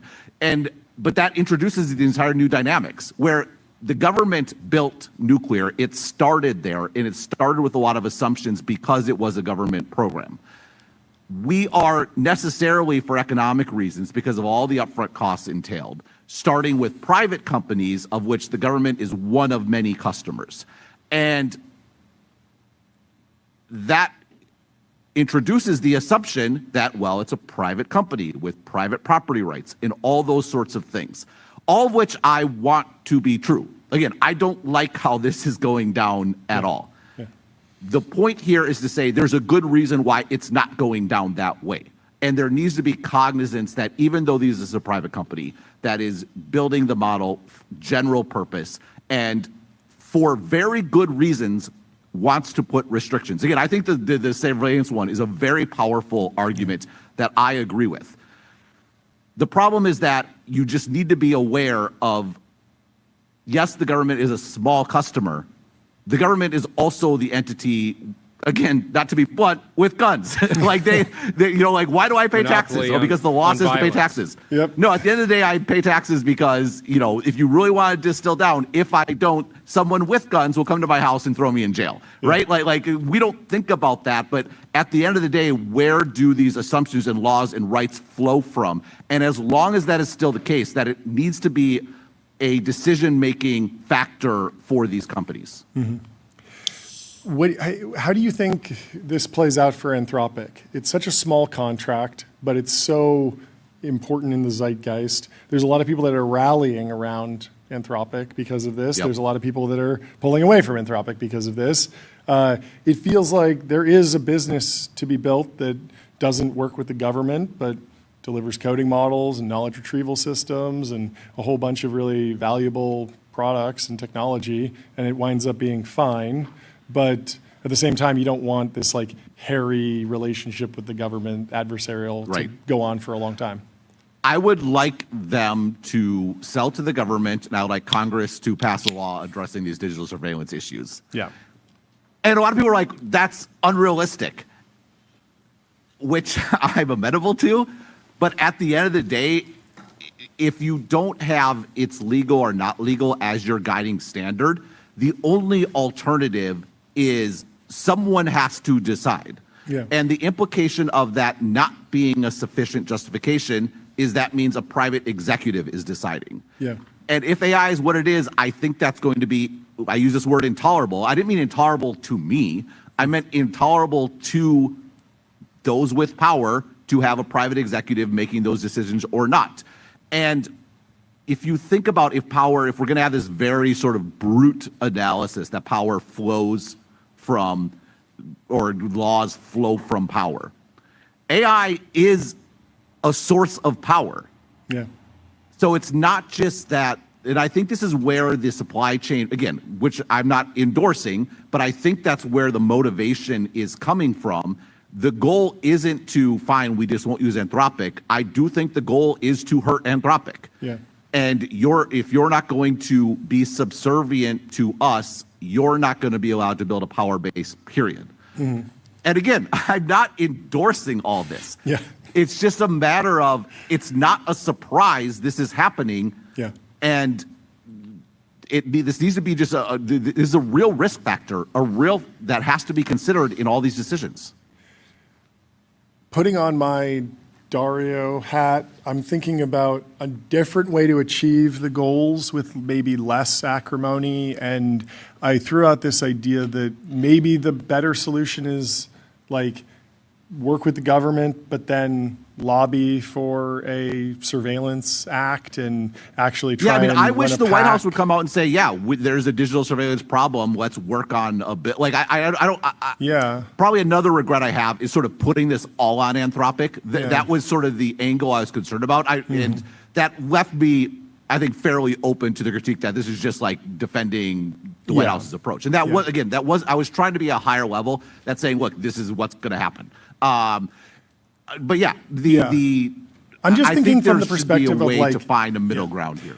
I'm just thinking of like from the perspective of like if the White House is like this immutable thing, but you are involved in Anthropic, like one advice would be, hey, okay, instead of going in and having this confrontation with the government directly, go and start a political action committee that lobbies for change in the way that you want through the democratic process.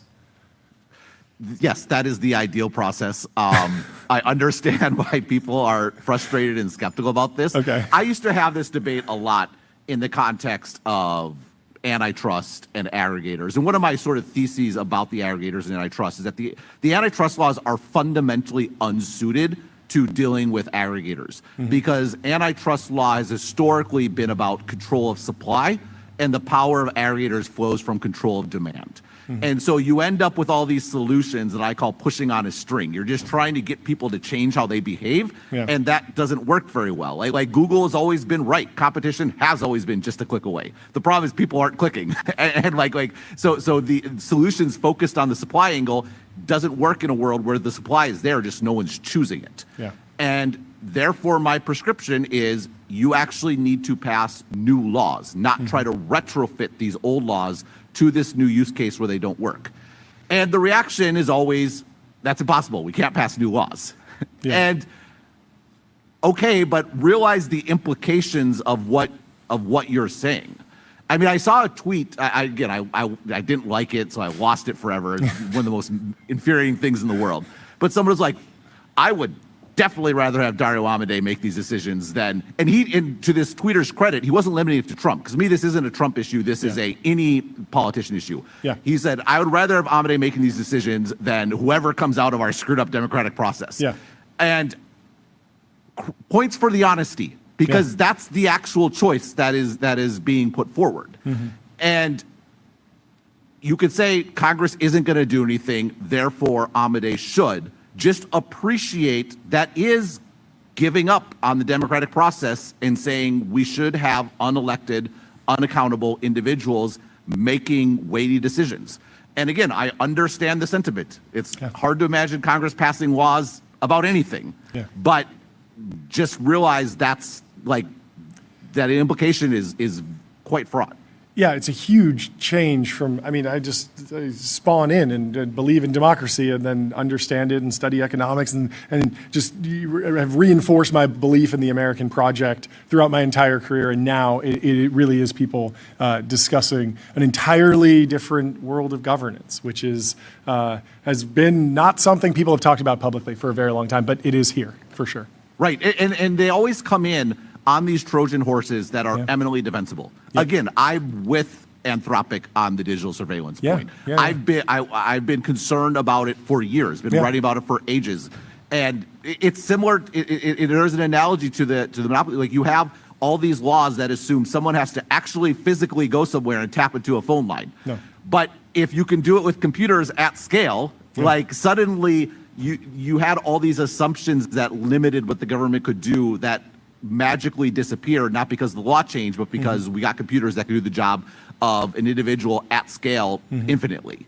And AI, again, is going to, like the idea that the NSA, by the way, this is my sort of like, I had to admit this in the article. I was so confused why the Pentagon was so obsessed with domestic surveillance. I know. I didn't realize the NSA was part of the Pentagon. John and I had the same moment. Yeah, you just sort of thought about it as like an independent agency, like the CIA. But that made a lot of this story make more sense. Right, no, exactly. Yeah, I feel like a lot of tech people are like reading the Fourth Amendment today and understanding like some of these like pretty basic processes. Well, yeah, but like it's pretty, like the loopholes are massive. Like I'm not denying it. And it's similar to the chip thing with China. Like my prescription for Anthropic to give in is to allow these massive loopholes to be exploited and for the NSA to allegedly in the service of investigating foreign adversaries, but by the process basically surveilling the domestic population, I think is bad. And the reality is the nature of trade-offs is you're choosing between multiple bad options. And at some point, it's like, which team are you signing up for? Yeah. They both suck. Yeah. Choose one. What do you think of the messaging around like the models themselves not being capable enough to be used in the context that the Department of War asked for? Because that felt like Dario was sort of speaking for all frontier labs. He said that like these technologies broadly are not suitable for these missions just yet. I'm not sure that he has all of the information on the other side to know about the efficacy. He certainly understands his models and what's capable in the frontier. I mean, I think that, yeah, I would assume they're definitely not capable. I think that point is more of a precedent-setting one. Mm-hmm. I think Anthropic's position is significantly weaker on that point. Mm-hmm. Like, at the end of the day, we either trust the military or not to make these sorts of decisions. That's why we have a military. Yeah. And so I have a harder time. And I think the digital savers point is so compelling for them because I think it maybe is my personal biases. Totally. I think it's a huge problem. Yeah. This various anecdotes, again, I hate the reporting from these because you can tell like it's the really leaks coming from which side for each of these. Yep. But this idea that putting forward these hypothetical examples of like, oh, you can call us and we'll figure it out then. It's like, no, come on. Can we be serious about this? So yeah, I think that's a weak argument for them. So that's why I almost focus more on the digital surveillance one, just because I think it is a very compelling argument in favor of the Anthropic position. Mm-hmm. Mm-hmm. Jordan, anything else? Oh, there's a lot more. What are you going to be tracking going forward? Obviously, the story's my evolving. hate mail. Yeah, good luck. Stay strong. No, I mean, the OpenAI angle is obviously interesting. I didn't really get into OpenAI. Yeah. It's hard to parse exactly what's going on. It seems to me they have agreed to the Pentagon that the Pentagon will be limited by lawful capabilities. Yep. And they make their own judgments about weapon usage. And as I understand it, OpenAI is like, we will on our side be free to stop the model from doing digital surveillance. Mm-hmm. Which sounds like you're in sort of a jailbreak competition. It's like, we're going to agree to have a jailbreak competition with the US government. Which again, it's an example of how fraught this is, that's probably the good place to come down on. Now, there's obviously these dynamics of competing for the same talent base, being in San Francisco. This is part of, I think, Anthropic has a local advantage in that most people, I think, in the industry are with them, and they have a national PR problem in that I think a lot of folks outside of tech don't understand why tech companies always try to or resist helping the U.S. government. Mm-hmm. And so it's kind of an interesting dynamic where I think OpenAI is in step with the broader public and very much out of step with sort of their talent base in San Francisco. And so that's going to be very interesting to see how that plays out. Yeah. It's remarkable that Google has stayed out of the fray, given all the Project Maven background and stuff. Like, they must be so happy that they're just like... Well, that's the other interesting thing is... this actually goes back to Google, I believe, where Google had the Project I think this is right. Yeah. But I think Google had Project Maven, which their employees objected to. Yep. And therefore that went to AWS. Yep. And then some combination of, I think the Pentagon is using Anthropic because that's what AWS uses and what Palantir AWS has uses. a higher FedRAMP designation. That's right. And so that's why Anthropic was already allowed for classified content and OpenAI wasn't. Again, I don't know the extent. I've studied Maven pretty closely. It's a wild story. I mean, it was similar, like AI for the military, the same like killer robot fears. The actual, Google was a subcontractor on that project, and what they were actually exposing to the government was TensorFlow APIs that would run on Google hardware. And so they weren't actually writing any AI software, but they wanted to effectively like classify images from drones in the Middle East, see that's a car, that's a house. And previously they had Air Force airmen just sitting there like clicking, and they were like, okay, we're going to automate that. Right. But it was still like scary, don't be evil, working with the government, military, and then there was a backlash. They pulled out, then eventually they went back in and had a new head of Google Cloud. Yeah, I mean, this is, you know, it's hard to, and I speak for myself personally. I obviously have the biased angle because of Taiwan. I have the biased angle where I think there, you know, just in general, there is this very naive view of the world that doesn't understand why militaries are important and necessary. And I think Silicon Valley got itself in a lot of trouble by giving in to this naive mindset that we have no duty to support the military. And there's this tension's been, it's a tension that's been brewing for years. Which is, are you an American company subject to American law and even beyond law, just morally compelled to support the U.S. military or not? And there's an equally American sort of idea of moral consciousness. I'm able to say no. That's why we have the First Amendment, right? This goes into can the government compel a company to do something? It goes back to some of the questions that happened, you know, with the first Trump administration. And, you know, I've been on both sides of this, like, which I... And this is what Dario said in CBS interview. He said, we are a private company. We can choose to sell or not sell whatever we want. There are other providers. He's already sort of like making this case. Yeah. Which, again, it is a case that I support. Yeah. But the point here is there's always the question with like a bubble or whatever, is it different this time? Sure. And I guess that's sort of the question I'm raising. Yep. Is AI actually applicable to every other technology that's come along? Or if it is the potential to be a source of power going forward, it's going to be dealt with as such. Yeah. No, it makes sense. Last question, we'll let you go. How happy should Ted Sarandos be right now? I mean, I think he had the killer quote in the last couple of days where I think someone was asking him, if this is such a jewel and it's so rare, like, isn't it a problem that you're missing out on it? Yeah. And he's like, well, have you seen the history of Time Warner? Which I think sounds about right. I'm not sure how the entity with all the debt that Paramount and Warner Brothers is going on. I think there's a bit where Netflix has always, in the very long run, been positioned, I think, to be the final buyer. Like, who else are content companies going to sell to? Yeah.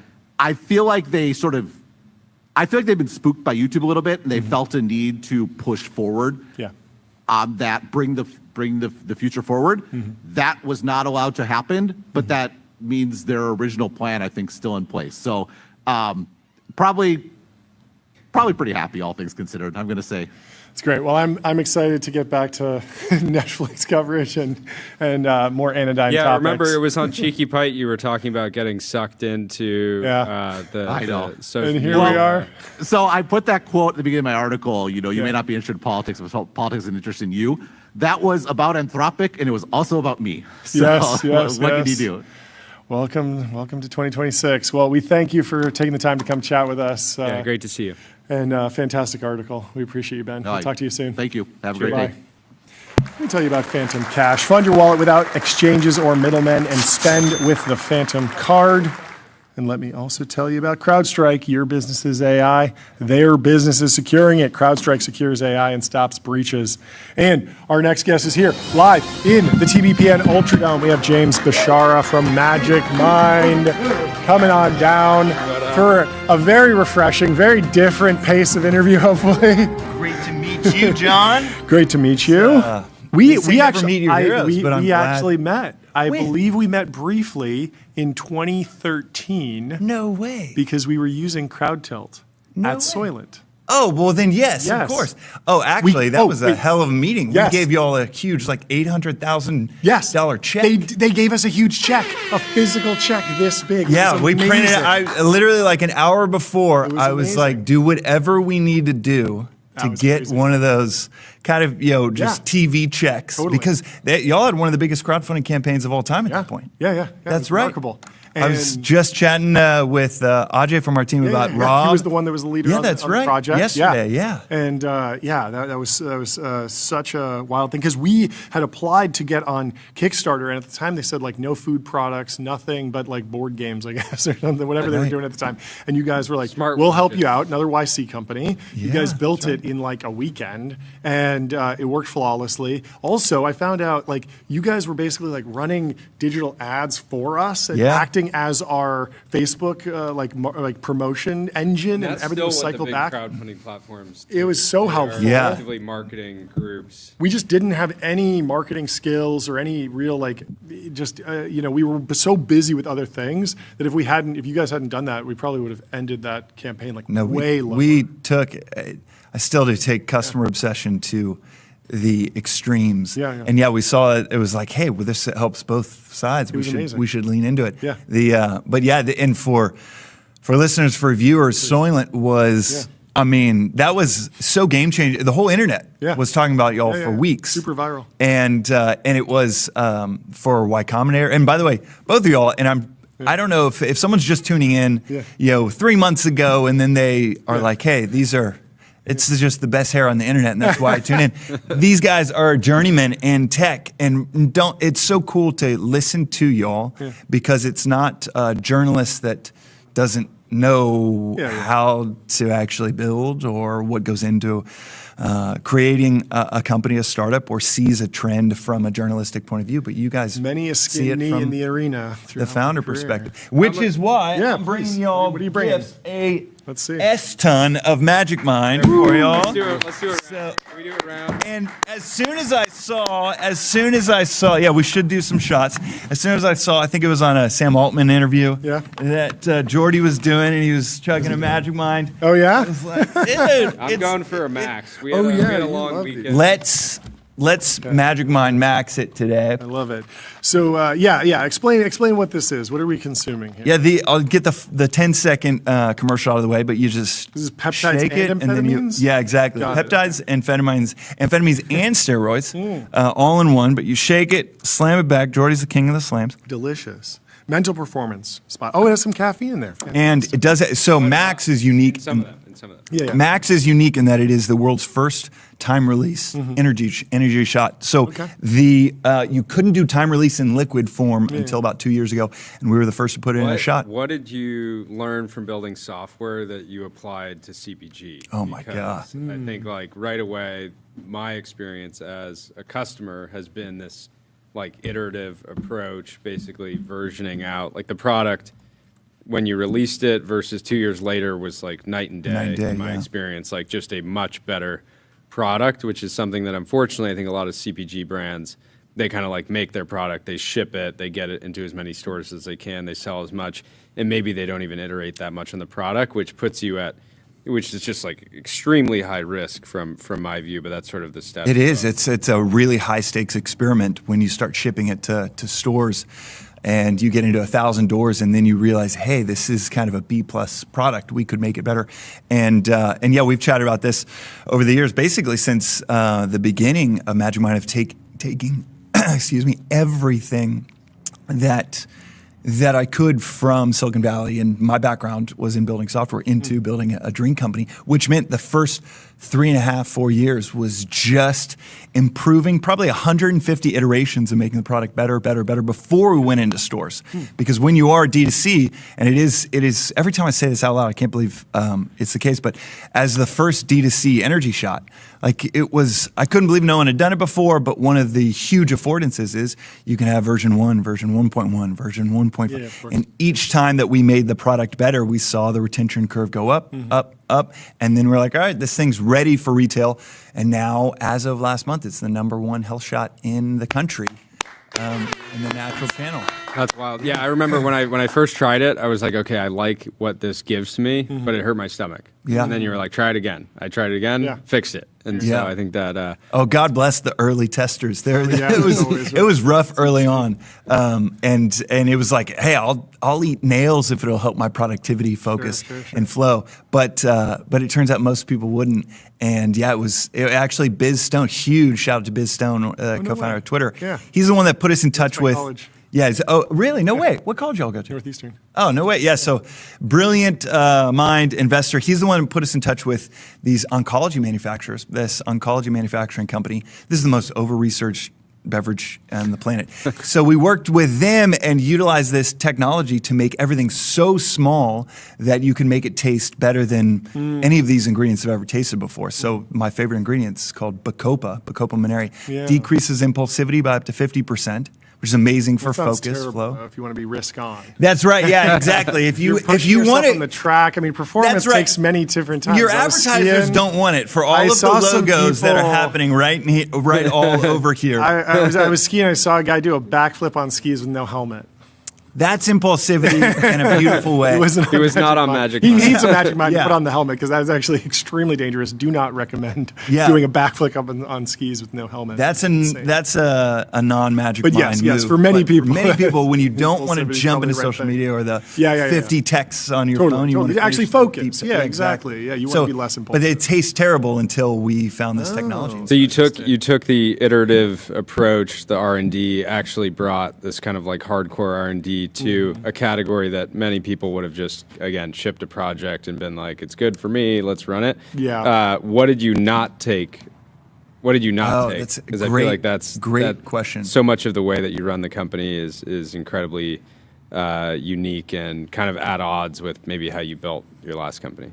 There are a handful of things, and this is one of my favorite things to talk about is just how we build the company and Magic Mind, and it's that there's that line in literature of once you know the rules and you can break the rules. And so I think my 20s of 3 different startups and a lot of it just failure to failure to failure, but learning how other companies did it or the playbook would be done and then recognizing and getting to a place and honestly just being able to fund it with my own capital. I was like, I'm going to do this my own way. Yeah. So one of the things is we don't have any junior employees. Oh, interesting. It's about 10 senior employees. Yeah. Everybody's senior. We have plenty of great contractors, plenty of great agencies that we work with. But because of that, one of the things that we do is no meetings. It is all asynchronous. Once a month, we have a team meeting. And people can, if you need it, you need to go to a meeting, go for it. But the default is asynchronous. We love Loom. Emails, texts instead of Slack. I hate Slack. Voice notes. But this senior aspect of the team members, no junior team members, means that the investment is very expensive per employee. But man, it's like a hot knife through butter whenever there's a challenge. You have senior people through and through on every aspect of the business. And I think with my earlier startups and with most startups, a lot of times you're hiring people that are doing something for the first time and saying, hey, we need you to, I know you've been a great engineer, we need you to PM as well for this thing, because there's 3 or 4 of us.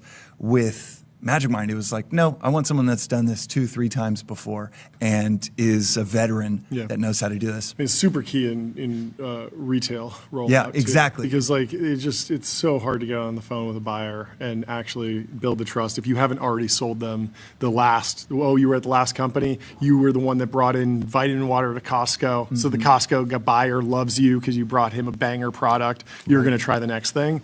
Much harder to just take a cold call and break through. And I'm sure you know this with Soylent. In fact, what are some of the things that you remember from the first stages of the retail rollout that you would never? Nightmare. Tell me more. It's been a lot better with Lucy, but very, very driven by trade shows, relationships, just being in some massive conference room, getting to know people over years and years and years, building trust. And then the only thing that can really accelerate it is that example of like bringing in someone who has a relationship on the other side where they delivered the goods and then they're putting their reputation at stake, saying, the last time I was with a smaller company, you took a risk on me. You were successful. We both made money because this product, you bought a bunch of it, you took your limited shelf space and you gave it to my previous company and it moved and you made money and you looked good, you got that promotion, now you're VP. Take that risk again with this next thing. That's always been the best. Take the risk and then also do it in the right sequential way to where you don't. I think one of the biggest cardinal sins in retail, and I didn't realize this coming from software, you actually don't want to move fast and break things. If you get into, let's say you get what seems like a dream partner in Walmart, if you don't move, Yep. if the product doesn't move, and I didn't realize this until getting into retail, and my co-founder William is a genius on this stuff of just avoiding what makes you good. We say this internally a lot. What makes you good is what you do. What makes you great is what you don't do. One of the things that the trap that is a doom loop in retail is you expand too fast. Let's say you get Walmart. You're like, hell yeah, we got Walmart. This is the 800-pound gorilla, and then it doesn't move. Mm-hmm. And then you have to start putting in. It's not like Facebook. You launch an ad on Facebook. It doesn't work. Down. You just wind it down. Exactly. Relaunch No, it now it's like Walmart. Day. It's like, hey, by the way, if you want to stay in here, and you got one bite of the apple, over the next 90 days, you've got to spend $400K in spend, in promotional spend. You're like, 400, we didn't expect, we got 270 grand in the bank. You all aren't going to pay us for 6 months because of the payment terms you negotiate. And they're like, well, then we're going to have to take you off the shelves. So then you go and raise some last ditch effort round. That goes towards, you don't get quite to the 400, you only get like 300, and then it starts this slow doom loop, and then you can't take it off the shelves because the worst graph in the world isn't flat. It's one that goes up and then down, and your revenue is flatlining or going down, then you can't raise any investment. And I would say, conservatively, I'd say 3 out of 4 CPG brands get into that trap because they expand too fast. Everyone starts D2C. The retail transition is the make or break moment for like every new brand, basically, in my opinion. And the hardest part is always for me rethinking the CAC to LTV math. Like it's pretty easy on e-commerce to think about payback period. Maybe you're not doing ROAS, maybe you're doing LTV to CAC, but you're still looking at like a 1-year payback. And when you get into retail, you're looking at much bigger tickets. It's not $100 on an ad, it's $100,000 or $1 million of commitment with some chain. And then you might not see ROI on that because your margins are lower. You might not see ROI on that. And you're extracted from the customer, so you don't really know what are they responding to, what messaging are they responding to. This goes back to the 2 obsessions that that I have are on the product. Like everything in the product, every ingredient, third-party tested. Everything's clinically backed, the exact dosage on the product, and that customer experience. And then the other obsession is on the communication. And one of the things that you can do in D2C that you can't do in retail is you can iterate like crazy on the exact every word on here. Has been tested with millions of eyeballs.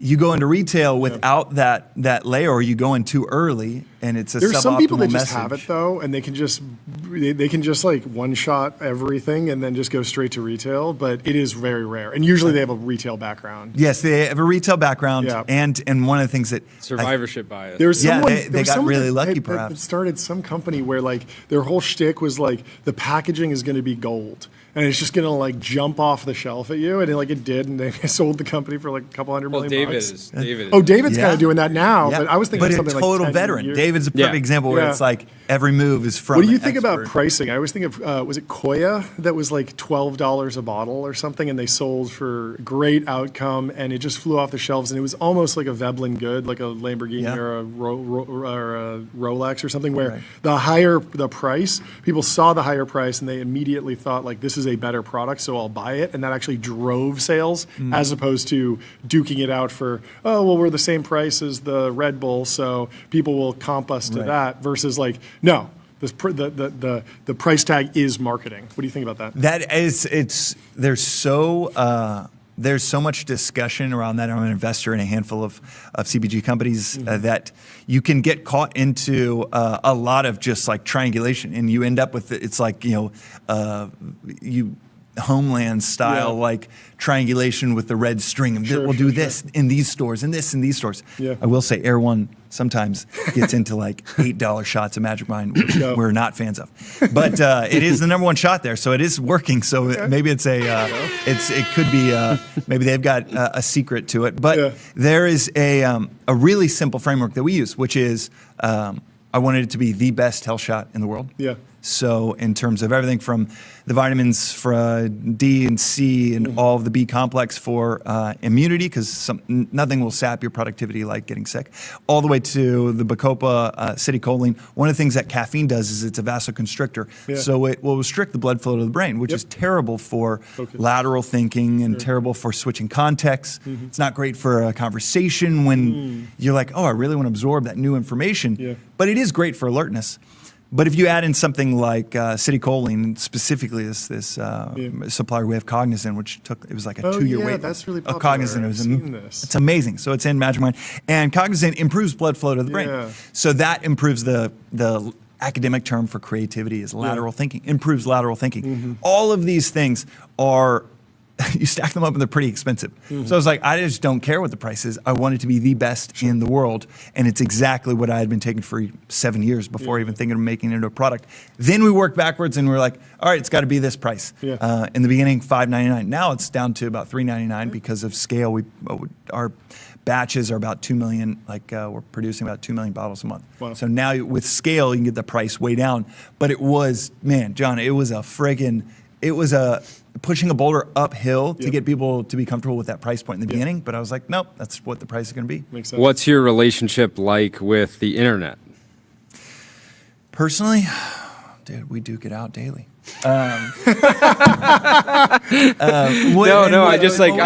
Specifically, walk me through the last 3 days of your internet usage. Oh, great question. Because I'm trying to gauge how online you are, because I feel like the internet is just a stress machine. Dude, it feels like it works. This is my device. Oh, interesting. You don't carry a phone? Yeah, so this is a Monday. I have it right now because of the GPS to get here, and just being, Jordy and I live a few blocks from each other, and so I have the phone, but literally I didn't charge it last night. It's 10%. Gonna die. Rarely use this thing. Too? It is, yeah. Okay. And I rarely use this thing. Yeah. My relationship with the internet is use it when necessary, and then don't use it any other time of the day or week. On the weekend specifically, we have 3 little girls, and I go watch only and pay the extra whatever, $14 for it to have cell service, so that it's basically a dumb phone. And interesting. And I've got text and I've got phone calls on it, but outside of that, it is a dumb phone. You can't scroll. I can't scroll. And it's I'll create apps like with Replit, to where I created an app that brings up quotes of the Bhagavad Gita and stuff like that. That's the only thing. When I sit down on the toilet, I might read a little bit of the Bhagavad Gita on my walk, and then I'm ready to rock. But I'm not where I was 10 years ago, where it's every tiny little moment, let me jump into the amusement park that is my phone and then get lost for 45 minutes. And it's screen time's amazing. Yeah, I know. Scroll more. I will say, I listen to, without meetings, I can deliberately, and I love, I will work from my iPad. Try to do 99% of my work from my iPad. Shout out to Replit there, because I got a great iPad app. Cool. And there, I will listen to y'all, this morning, while I'm working out. That's great. Listening to y'all either on my, the podcast app or on YouTube. But man, it's like the iPad is, I'm going into the offensive. I'm going to actually create something. The watch is I'm going to be on the defensive side if my wife needs me. Otherwise, I'm with the kids. But this is somewhere in between, where I'm I can't really create with this phone, but man, do I get sucked into rabbit holes. Let's talk a little bit more about... you get into a situation where I've got 30 tabs open on my device, which is just pure chaos, right? And these devices is sort of are just, due to their nature, don't work very well to kind of multitask. The two things that I talk about so often with founders, as an investor in about 100 startups, and I talk to them all the time. Again, it's what makes you good is what you do. What makes you great is what you don't do. So deliberately for us, really mitigating meetings. Or I end up telling about the devices that I love, and the number one is the Apple Watch as a dumb phone. When you're at the gym, don't bring, you can, obviously most people do bring the phones, but you might get sucked into an email. Certainly with kids, my goal with them is by the time they're 10, spend 20,000 hours with them. And that was scrolling when I think I was listening to a podcast on my watch, actually. So no scrolling. And this guest said that was their goal. This was a year and a half ago. I don't even remember the guest. Don't even remember anything about the other points that they're making in the conversation. But that stuck with me. 20,000 hours before they're 10, and his logic was so sound. He said he could make $50 trillion and never get that decade back with the little ones. And so I was like, man, I want to hit 20,000 hours with my kids. And that was basically the moment where I was like, the weekends, no phone. and I'm just going to be with them in those hours. I'm going to be completely with them and not sucked in because I just know myself too well. I do the same thing, no phone, just Apple Vision Pro mostly. How is not even them? And I vibe coded auto scroll, so I don't scroll. It just scrolls. So auto, and it has all the TikTok and the Instagram Reels and the X and monitoring the situation. And your kids are virtually there with you. Exactly. I agree. How has your approach to angel investing evolved? Because I feel like angel investing can start out as like a fun hobby, a way to blow cash, but then you get caught up in this FOMO, and you're on other people's timelines, like you're kind of fighting for allocation at different points. What's your approach? It used to be more is better, and it's true. So much of the game of investing is you go wide because the asymmetric returns. One investment. You don't know who the next Gusto is. Exactly, right? And that was an angel in Gusto. I was. That was my first angel check. Sick. They were in our Bachelor Y Combinator. I know, it was nuts. That's amazing. Let me tell you about Gusto. Everybody, the unified platform for payroll, benefits, and HR, built to evolve with modern small and medium-sized businesses. Go sign up. Wow, that has never happened before where I've been able to mention an angel investment and then get a live ad read. Live ad read. What's your website? Mine? Yeah. jjbeshara.com. Yeah, but the company, MagicMind? Oh, magicmind.com. Is that on Shopify? It is? That's amazing. Shopify is the commerce platform that grows with your business and lets you sell in seconds, online, in store, on mobile, on social, on marketplaces, and now with AI agents. Anyways, continue. Shopify is great, and as we get into the angel investing conversation, I bet a lot of ads will pop up because it has been. I've been fortunate enough to invest in a handful of great companies. Cool. But I went wide. Honestly, Gusto did so well, and then a few others did really well. Mercury did really well, and then. I'll tell you my biggest miss. What's that? OpenAI, and I'll tell you the story. It is. Can I curse on here? Can I curse on here? Total effing miss, and it was so brutal because. So me and Sam. It's all good. There'll be another OpenAI. Yeah. You'll have another shot. It's way different than missing than just like a unicorn that comes up. Like you can find one at YC. Like, you're good. Another. I did the math the other day. It's basically missing 20 Googles. Google went public at a $20 billion market cap. So it's missing 20 Googles now with their latest funding. It is straight up missing.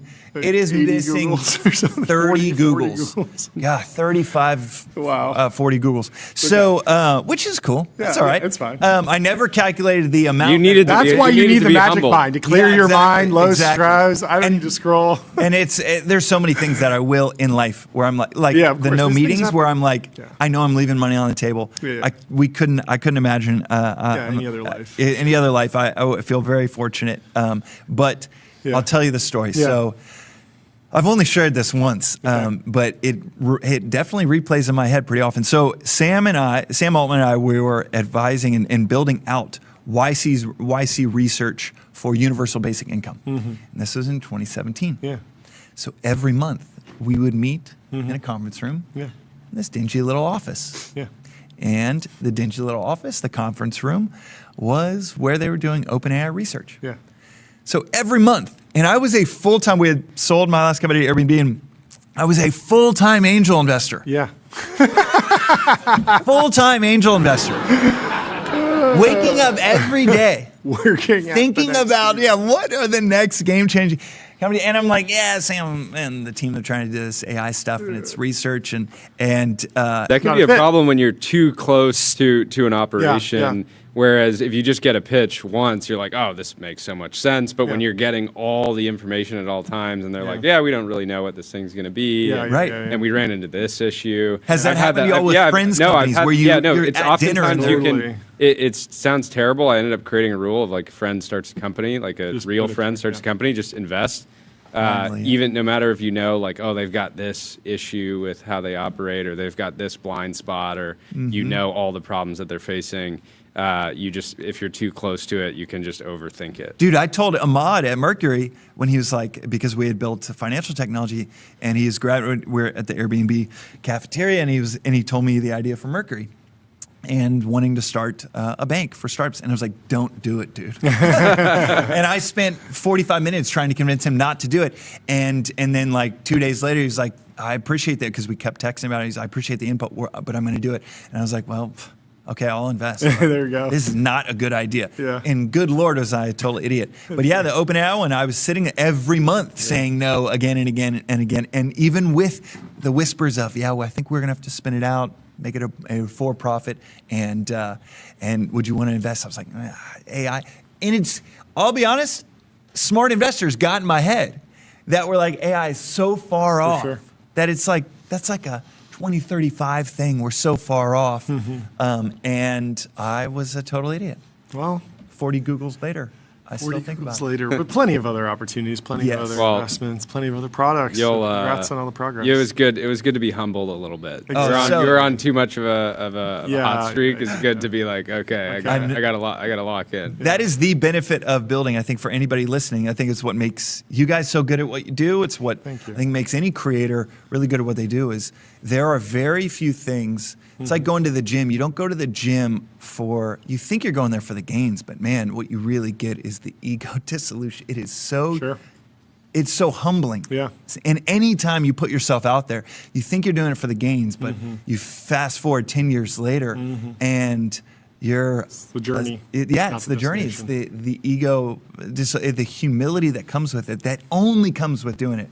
Because man, if you're just number 2 or number 2,000 at a big company, you're just living in your head like, I would have done it this way, I would have done it that way. But man, it is by putting yourself out there, it's quite it grows your awareness in a pretty, I'd say, invaluable way. Well, it's a great journey. Well said. Thank you again. Thank you for the gift. Oversized check, and thank you for the oversized delivery of Magic Mind.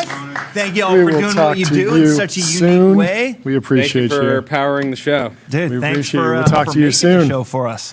Let me tell you about Gemini 3.1 Pro. Gemini 3.1 Pro is here with a more capable baseline. It's great for super complex tasks like visualizing difficult concepts, synthesizing data into a single view, or bringing creative projects to life. And let me also tell you about Restream. One live stream, 30+ destinations. If you want a multi-stream, go to Restream.com. And up next, we have John Quinn live in the TBPN Ultradome for the second time. Thank you so much for making the trip down to our studio.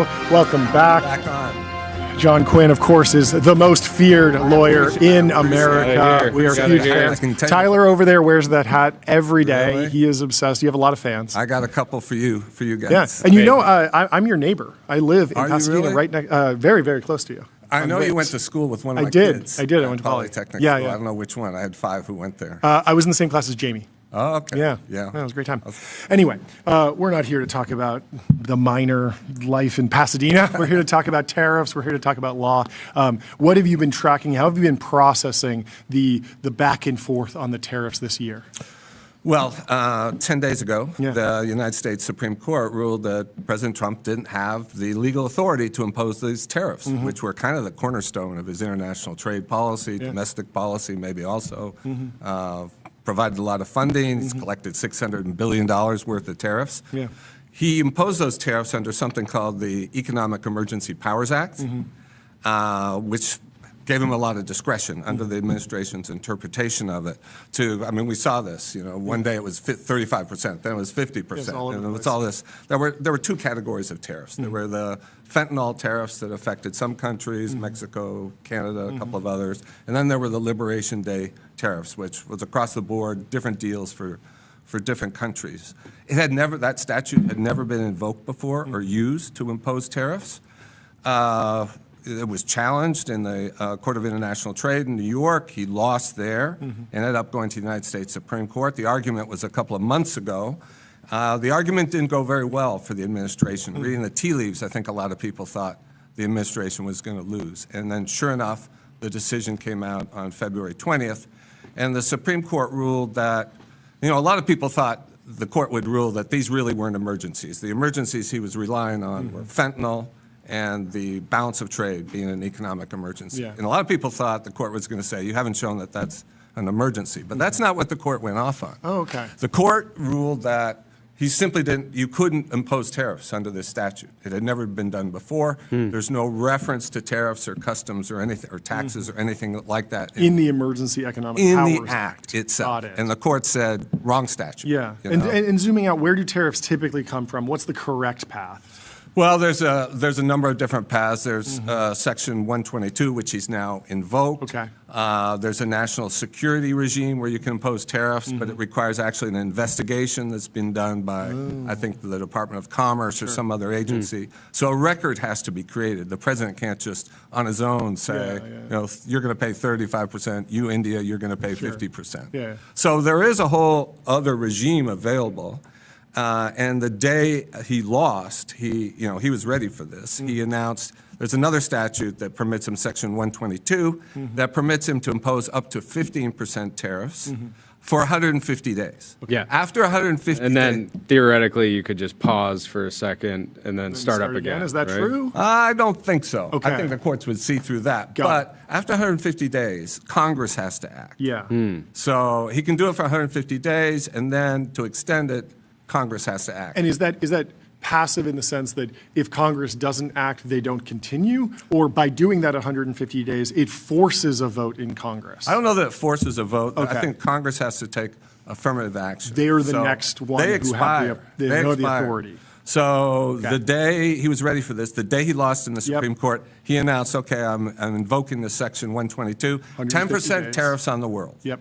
And he could have gone up to 15. Well, he did it the next day. Okay. He says, I thought about it again, 15% 15 now, okay. on the whole world. So that's where we are right now, but the clock's running. And what about the Supreme Court didn't give any guidance on how the tariff, the cash generated from the tariffs should be returned, right? So there's also kind of a gray area. They didn't address that, but honestly, guys, that's pretty straightforward.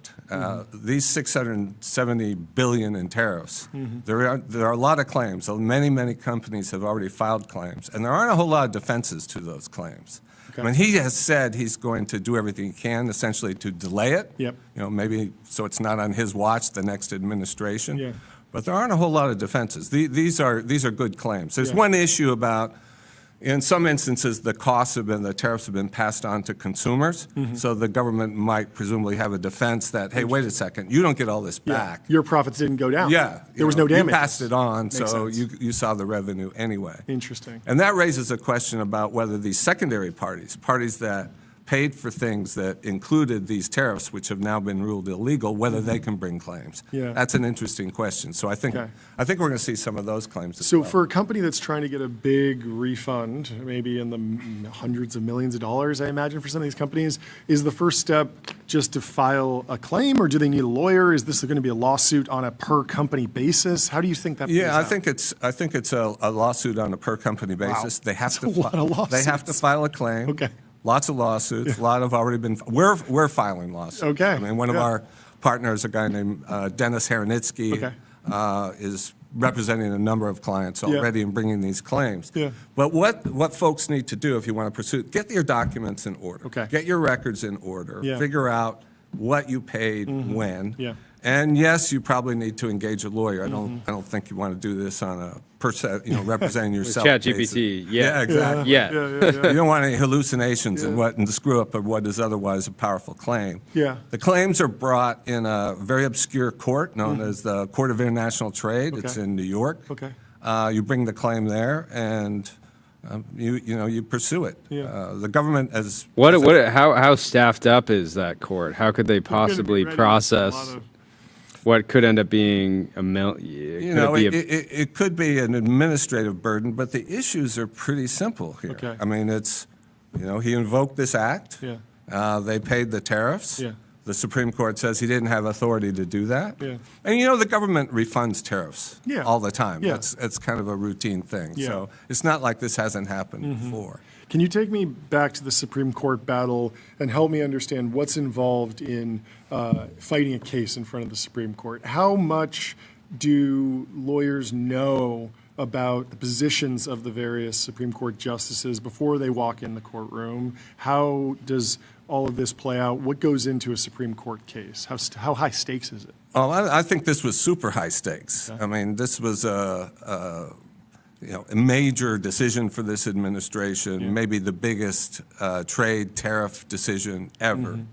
And I don't know that there was a lot of decisions by these justices before that could help people kind of predict what their reactions would be to this.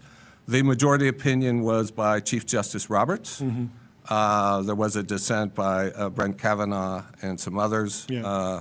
But in preparing for it, I don't think it was unique to any other Supreme Court argument. Obviously, that's the biggest of the big leagues, so people prepare carefully for those arguments. How quickly? Oh, sorry. Go for it.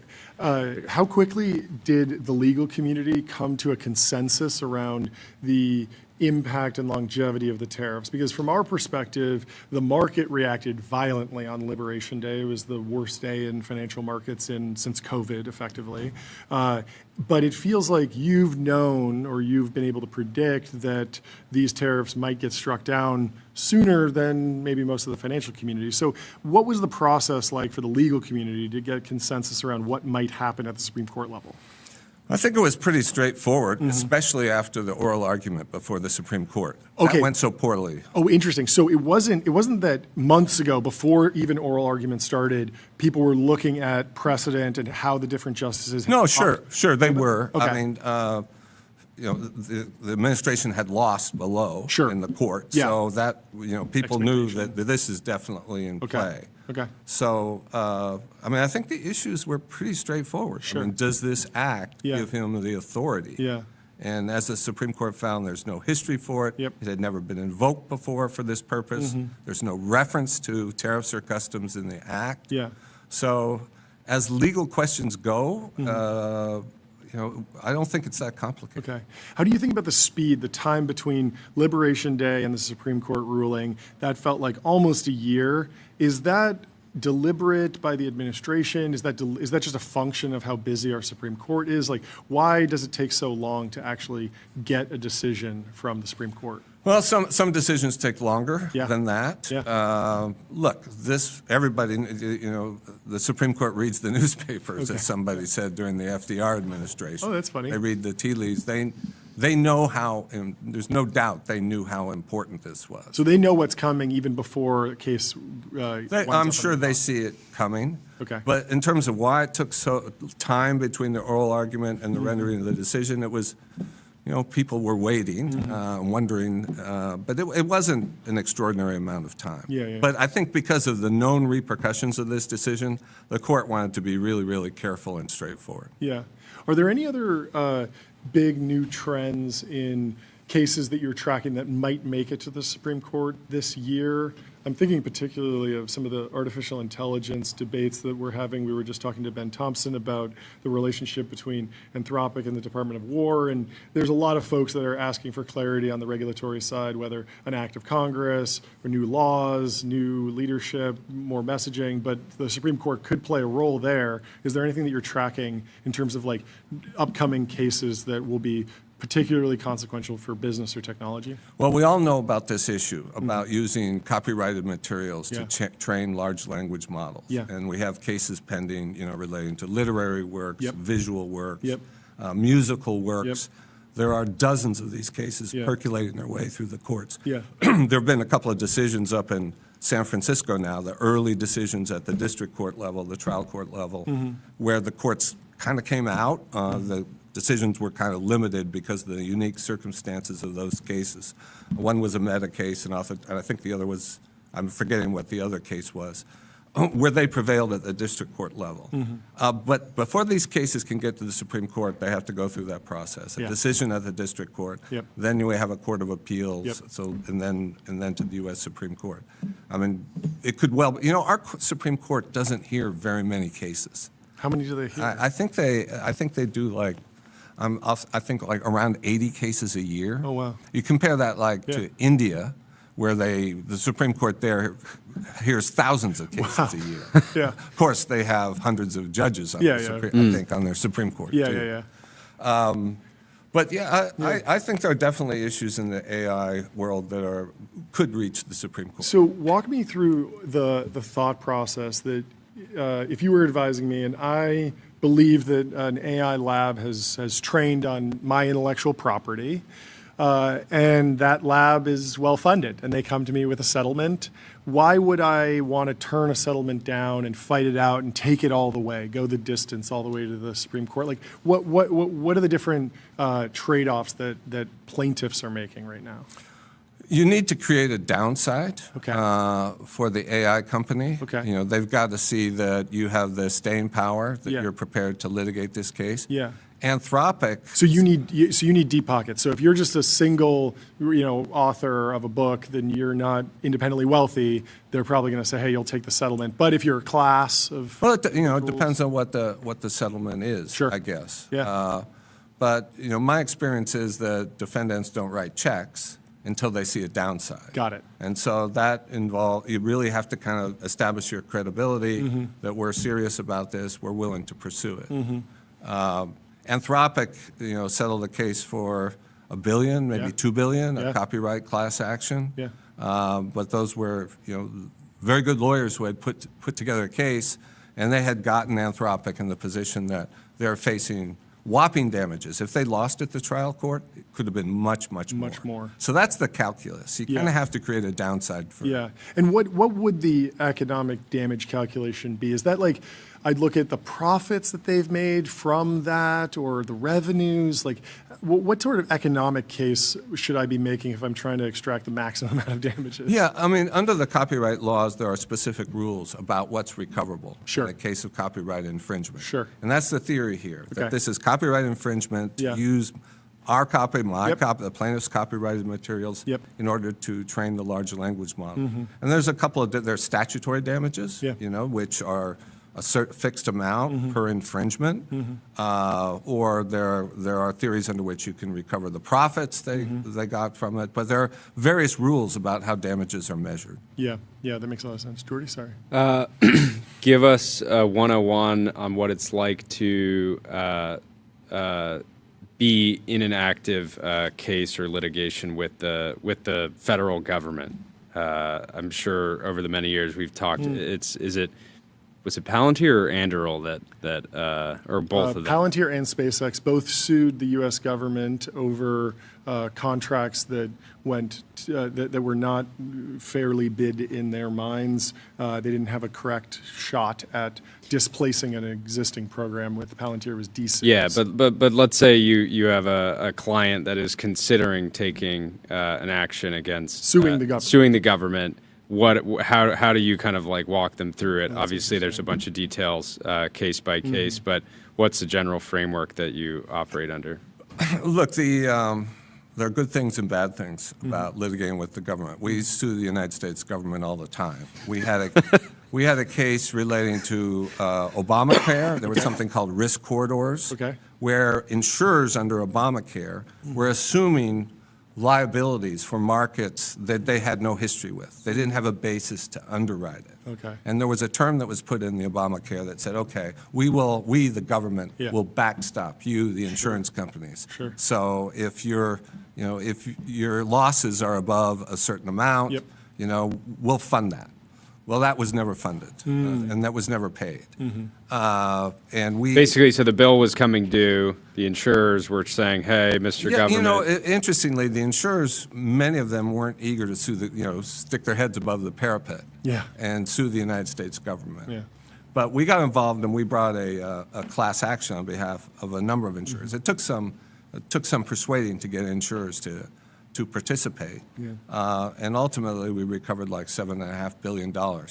Now, the good thing about suing the U.S. government is if you get a judgment, it's not like you have to go out and hire investigators and find the assets. Oh, sure. If you have a judgment, there's a window in Washington you can take your judgment to, and they give you the money. You get a check for $7.5. Like a drive? Is it a drive-through? Like a drive-through, like a McDonald's? I mean, it wasn't that simple. They appealed and they lost. But once the dust was settled, they give you the check. Wow.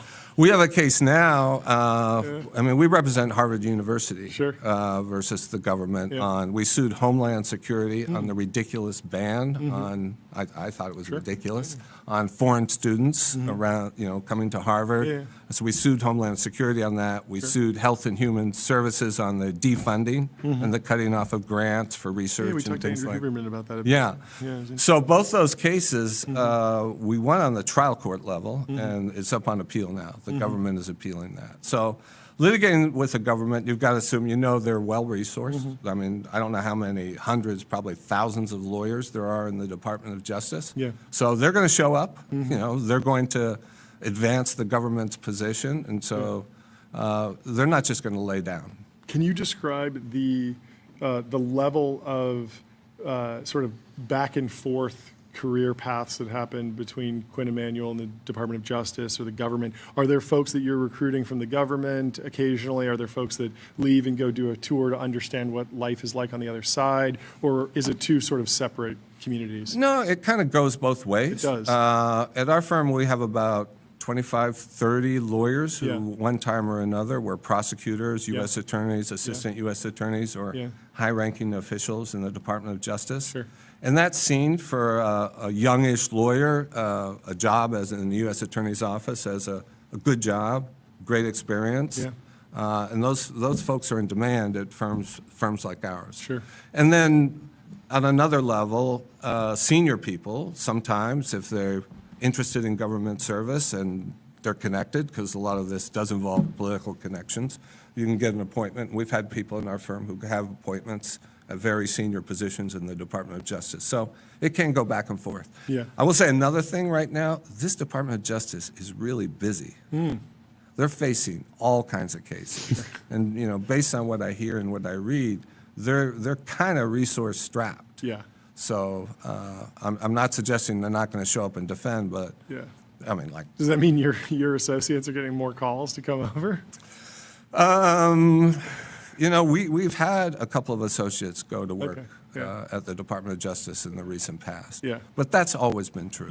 It's a good experience. That makes sense. How is, in your view, AI impacting the legal industry today? Not in the future, how will the impact kind of evolve over time? But what are you seeing and hearing from, colleagues or friends at other firms? Look, we are wordsmiths, right? We work with words, we write things. And so obviously large language models are something that it's going to change how we work. They may change the whole structure of law firms. Big law firms historically are kind of described as pyramid in structure. You have senior people and then you have a lot of junior people. A lot of what the junior people have done in the past can now be done by large language models. It's not like they're going to give you a work product that you can then file with the court and use. I mean, there are hundreds of cases where lawyers have gotten in trouble with courts by filing things that cite cases and laws that don't exist. So that's definitely a thing. The hallucinations, that's a huge risk factor, and that's really on the lawyer. I mean, there's no excuse for a lawyer to have said, "Oh, I relied on AI." No, you signed that thing. And that brief, you're responsible. It's your integrity on the line. So we're nowhere near getting, I don't think, at least in our practice. Maybe we do complex litigation. There may be practices where it's a lot of repetitive litigation where, you can get output that's, ready for filing.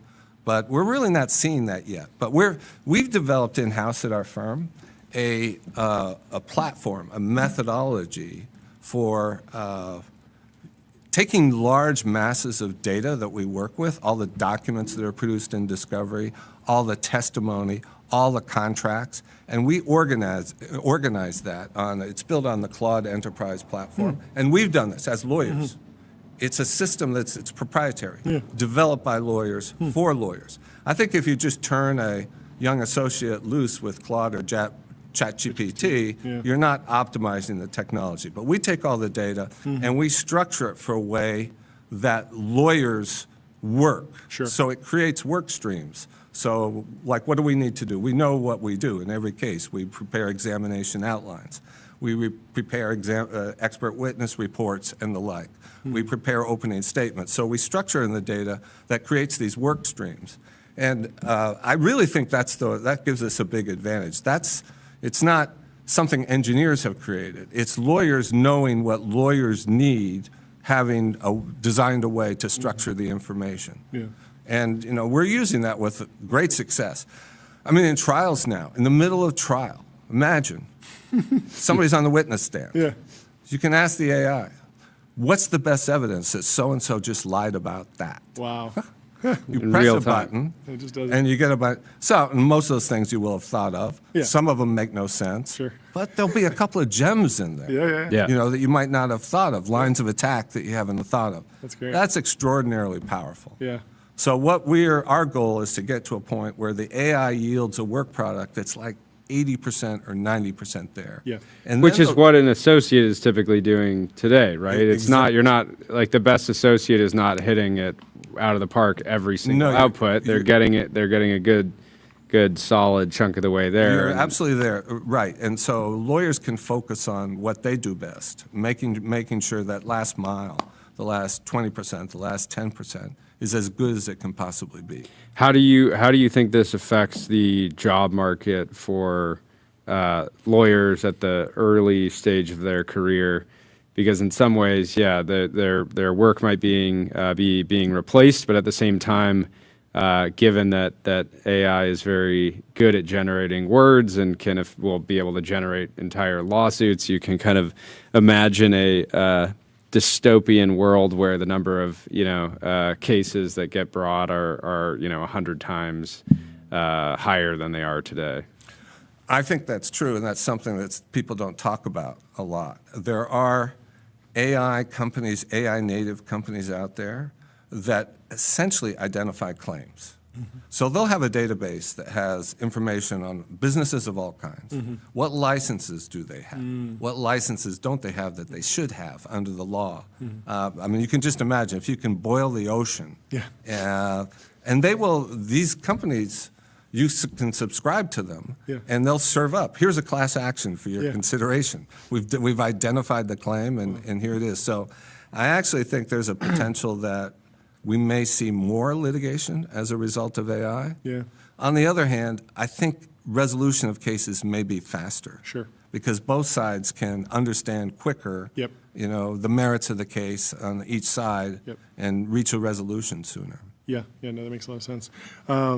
Last question from my side. Can you tell me a little bit about how you perceive the battle of the forms and the level of detail that contracts might be entered into? I'm thinking of this this news with Anthropic and the Department of War about these 2 lines: domestic mass surveillance, fully autonomous weapons, and there's in every contract there's a question of do you write it in 1 page or 100 pages? And I think most lawyers can tell you I can do either. Right. And they have different flavors and they have different subtexts, and it depends on the type of relationship that you're forming. And so I'm wondering how much you think about that when you're communicating in a legal context in something that's going to be binding. What level of legalese you want to use, what length of document you want to use. How important is that in communicating? I think it's super important. I mean, it doesn't matter. Everybody, you close the deal, you have a closing dinner, people shake hands, they have a drink. Yep. And as long as things are going fine, everything's fine, right? Yep. You never hear about it, and the legalese doesn't matter. Sure. As soon as, a couple of years down the road, after an acquisition, joint venture, whatever, circumstances have changed. Yep. One side has a different goal. They want to go in a different direction. Yep. Can they go in that direction? Yep. Or they're not performing. They faced headwinds. Then, it's only then that people start to scrutinize the language and say, wait a second. What did we actually agree to? Can they do this? Yeah. What are our options on both sides? If you want to get out of a deal or you want to create some leverage, you're going to scrutinize that language. Of course. And that's why, we think it's a good idea. It's going to sound totally self-promoting, but we have clients, major global private equity clients who ask us to do this. Especially if it's a novel structure that hasn't been tested before, something you haven't done before. Sure.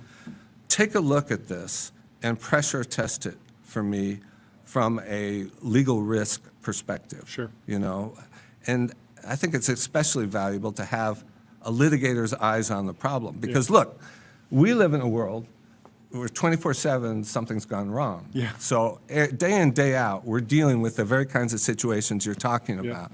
So a lot of times we can, you know, we look at these things with a jaundiced eye, and a lot of times we can look around corners and see how might a devious counterparty try to take advantage of this situation. So I guess the answer to your question is it doesn't matter until it does. Yeah.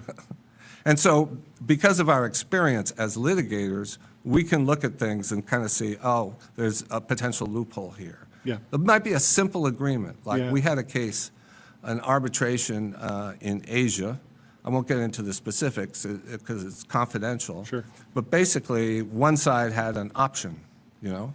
And there was a method for determining what the option price would be. Sure.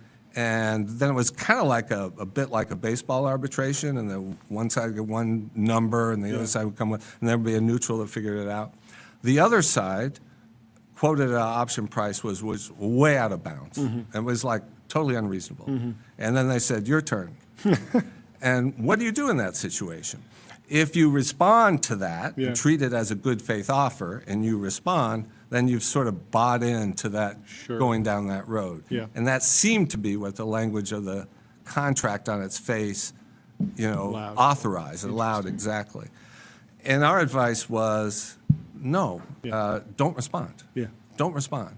And so they went to the arbitrators and said, look, they defaulted. They didn't respond. There's only one price on the table, and it's ours. But ultimately, the decision of the arbitrators was no. You know, you didn't act in good faith. So they lost, and they were stuck in that investment. Ultimately, they got out. They were so eager to get out of the investment, they had to come to terms with it. Yeah, makes a ton of sense.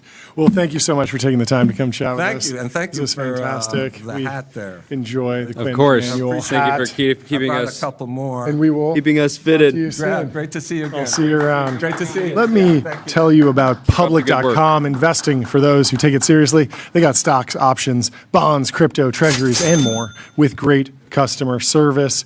And let me tell you about Fin.ai, the #1 AI agent for customer service. If you want AI to handle your customer support, go to Fin.ai. And without further ado, we will begin the Lambda lightning round.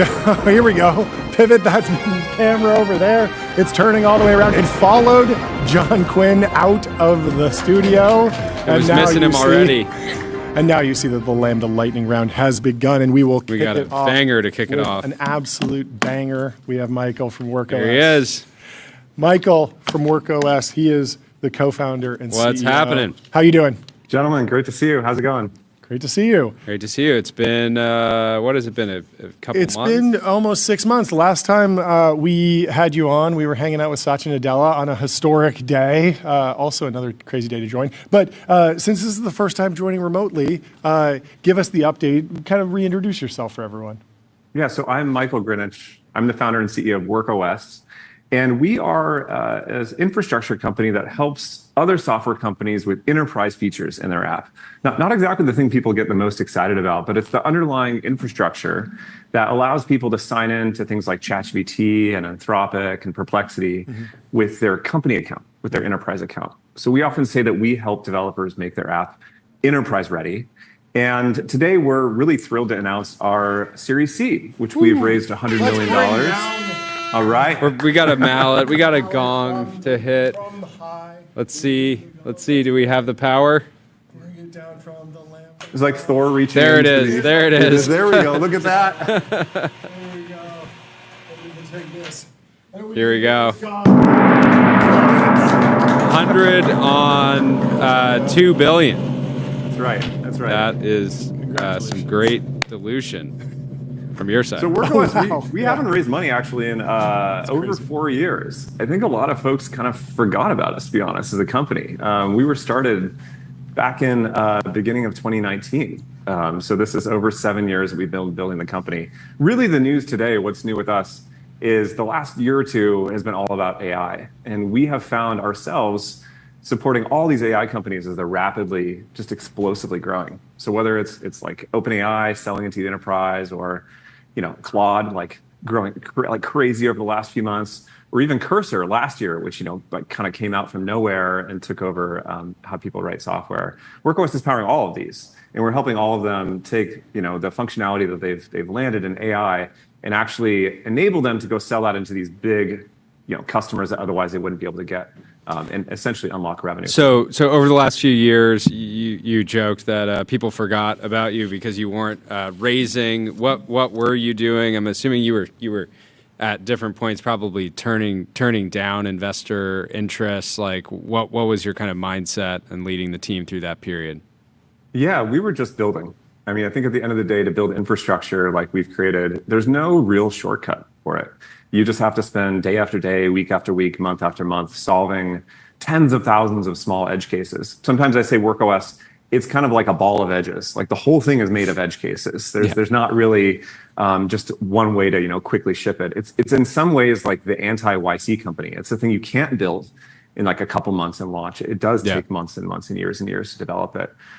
Early on, we had a lot of amazing customers. I mean, we early on powered off for folks like Vercel and Webflow and Carta and kind of the previous era of cloud SaaS we all know about. It's just what we've seen with the AI stuff is it grows faster. The companies are adopted sooner within the enterprise, and all of this AI functionality it's actually scrutinized by security IT people.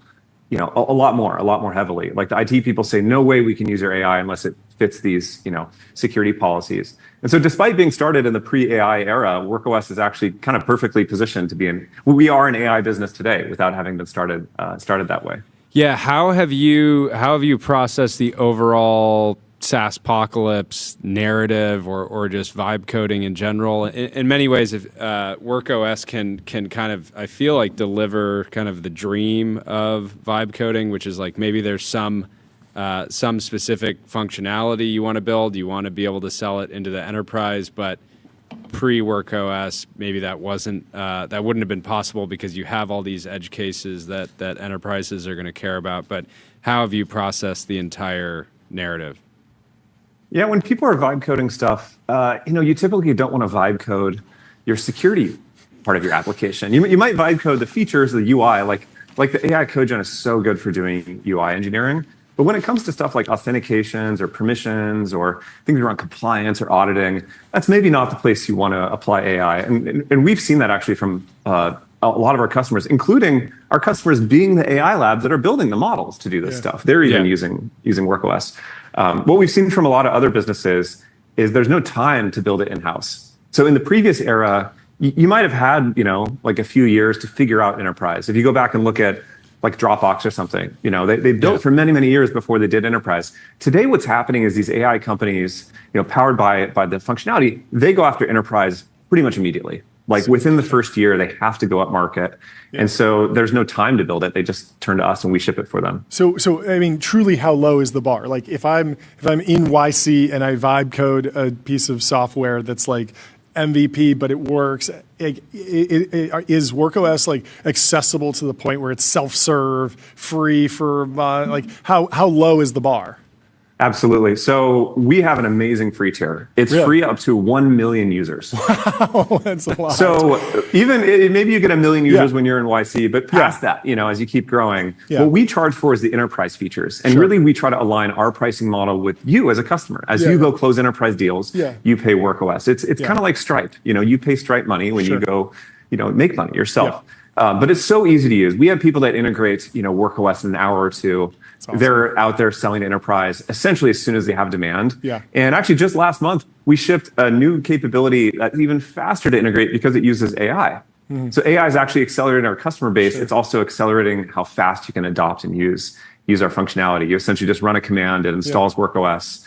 And then do you have like a KPI around that in terms of like integration timelines? Like it seems like they're getting shorter, but what are we talking about? Like days of developer time, weeks? If you run our CLI installer, which uses AI to install, it takes roughly 7 to 8 minutes. Wow. So it's super fast. And I've been doing this trick, whenever I do like a sales call with a customer that's interested in using WorkOS, essentially kick off the call and say, hey, go try this. Just run it in your terminal in the background. We'll come back to it after I click around the dashboard a little bit. And essentially you have a POC that's ready to go. In the past, we would still integrate fast, but we would have to talk to their engineering team. We get on the roadmap. We do an architecture call. We have an amazing team of solutions engineers and developer success that helps plug stuff in. But I think what we're finding is AI is this accelerant, not just in terms of market adoption, but just making software easier to use and integrate. We even have people that migrate using AI. So they might using a different solution or having a homegrown thing. You plug Claude or Codex into it and just rip through it. It's really wild. Yeah. What now? Is the job finished? Or Job's not done?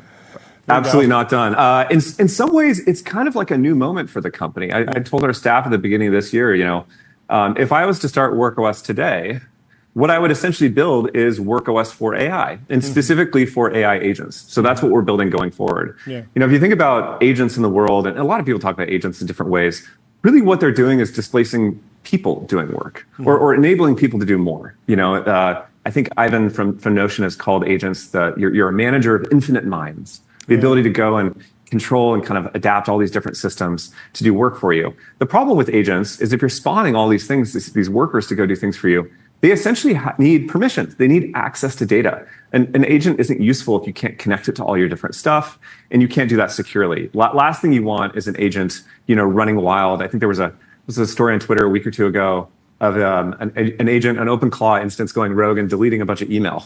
You guys remember that? Amazon. It was like Amazon also had, I think, some issues. It was like head of alignment or something. Yeah. It was a really wild look. So, you definitely don't want that for your personal account, but it's completely disastrous if you're doing that internally to your systems, or God forbid, it's doing it to your customers. And so this problem around what can agents do, they're extremely powerful, but we essentially need to give them different types of permissions and guardrails and identity on top of it. And so that's a new thing that we've been building at WorkOS with some partners, building this new, essentially, identity fabric, is what we're calling it, that sits across everything and allows people building agents to have the connectivity, but also the security and trust that is demanded by their customers. And we hope with that, it will act as an accelerant more into the enterprise. It'll help more companies building AI do it in a way that's safe. Amazing. Last question for me. How's the role of, you said like integration engineer, it sounded like almost forward deployed engineer. How is that role changing at WorkOS now? Well, everything at WorkOS is using AI. Our customers are using AI. We're using it in every single role. We have sales reps building stuff with Claude Code. Sure. Our finance team doing stuff. We have hackathons going. And so it's definitely impacting the people that are working with customers every day in that way. I think the magic of Claude Code and this forward deployed engineer is it essentially turns one person into a whole team. So it kind of mimics having, if you go sell product to like a bank, like Deutsche Bank, you're a giant company like Microsoft, you would be able to afford having like 10 or 15 engineers go sit in their office and write code, literally like post up with your laptop and like build stuff for them. That's the original, solutions engineer, forward deployed engineer. What AI lets people do today is essentially have that same experience, but have a tiny company do it, like WorkOS. It essentially lets us be that level of consultative, impactful work in your organization. The first step when we run our AI installer for customers, what it's actually doing behind the scenes is it's looking at your code base and building a plan. It's doing an architecture review by analyzing your structure and providing the best, course of action going forward, the rest recommendation. And I think we're just scratching the surface on that. I mean, that's like, it's so early. It's so early in terms of all this. So at the end of the day, it just makes people, integrate faster, go to market sooner, ship faster, and just grow up market sooner. We talk about WorkOS being the help making your product enterprise ready. It's really an API that unlocks revenue. It expands your TAM as an organization. And when these companies go through that transition moment, say they just start getting product market fit and expanding, the last thing they want to do is slowed down by the lack of these enterprise features when they have a big fish on the line. And what WorkOS does, it turns that on almost immediately. So if it's 7 or 8 minutes today, I'm hoping to take it down. The big fish company of San Francisco. I love it. That's right. Yeah, it's like a fishing line. It's like, we'll help you get it in the boat faster. Yeah. Well, thank you so much for taking the time to come chat with us. Great to get the update. Congratulations to the whole team. And we'll talk to you soon. Thanks again. Great to see you guys. Take care. Bye. Let me tell you about MongoDB. What's the only thing faster than the AI market? Your business on MongoDB. Don't just build AI, own the data platform that powers it. Our next guest is Adam Simon from IPG Media. He's in the Restream waiting room. Now he's in the TBPN. What's happening? Adam, how are you doing? Hello. Welcome. Sorry, guys. Hold on. Show. No, you're good. There we go. Now I can hear you. What's happening? Great to meet you. Thanks so much for hopping on. It's great to meet you. Thanks for having me on. Please introduce yourself. Give us a little background.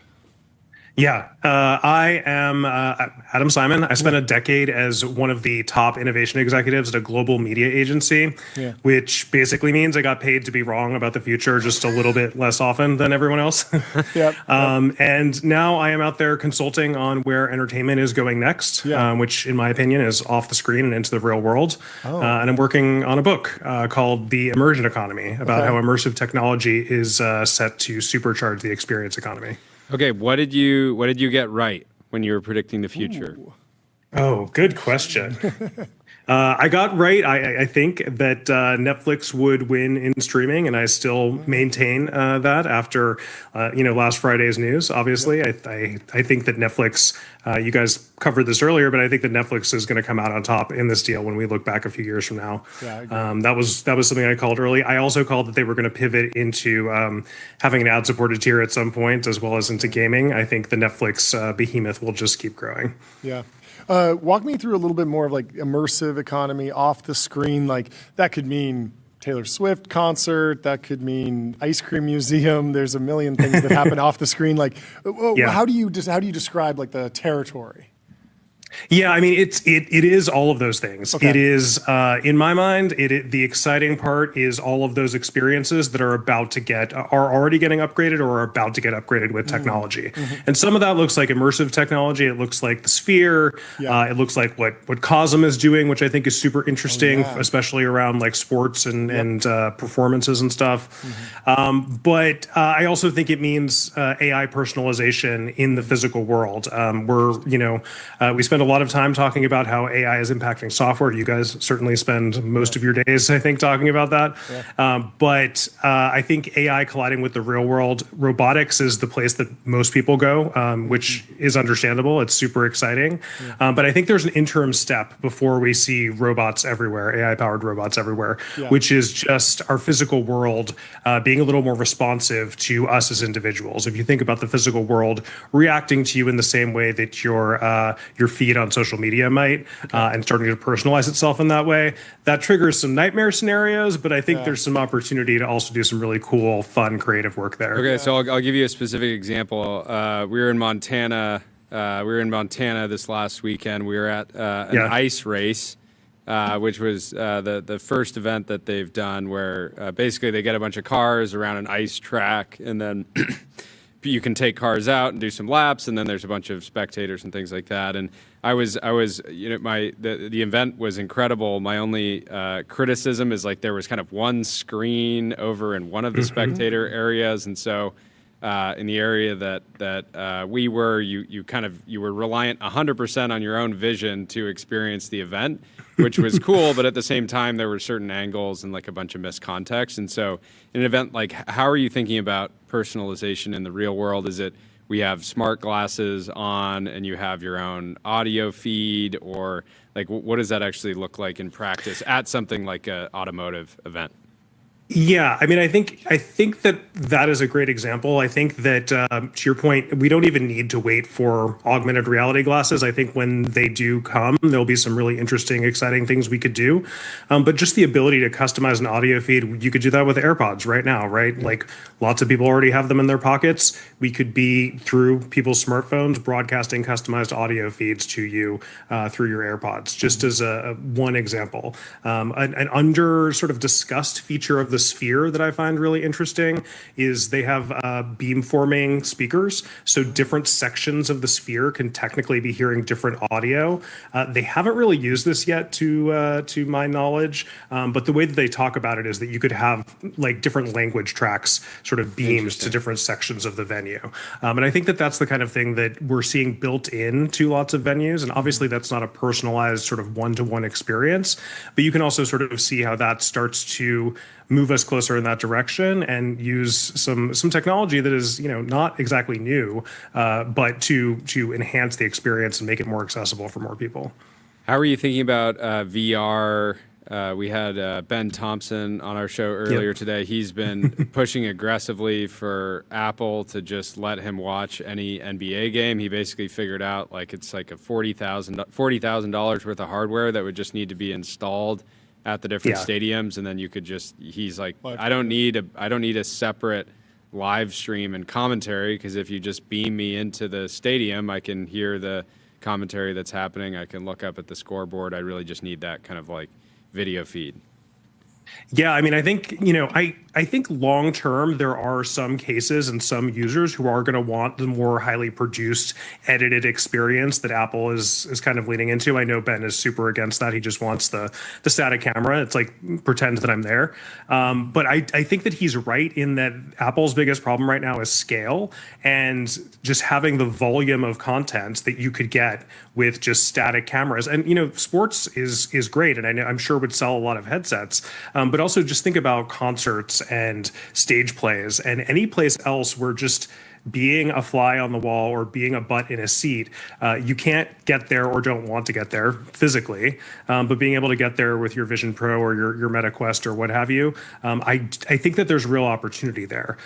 Longer term, I actually think that venues like Sphere and Cosm in particular are going to create a pipeline for that kind of immersive content that will be able to go straight to headsets. Because if you think about what Cosm is doing with the NBA, they basically have that camera already there, courtside. And it's creating that immersive sort of shared reality, is what they call it, experience in the Cosm venues. There's no reason you couldn't just port that over to a Vision Pro right now. So we're starting to see some pieces be put in place that's going to create a really interesting, I think, flywheel for immersive content.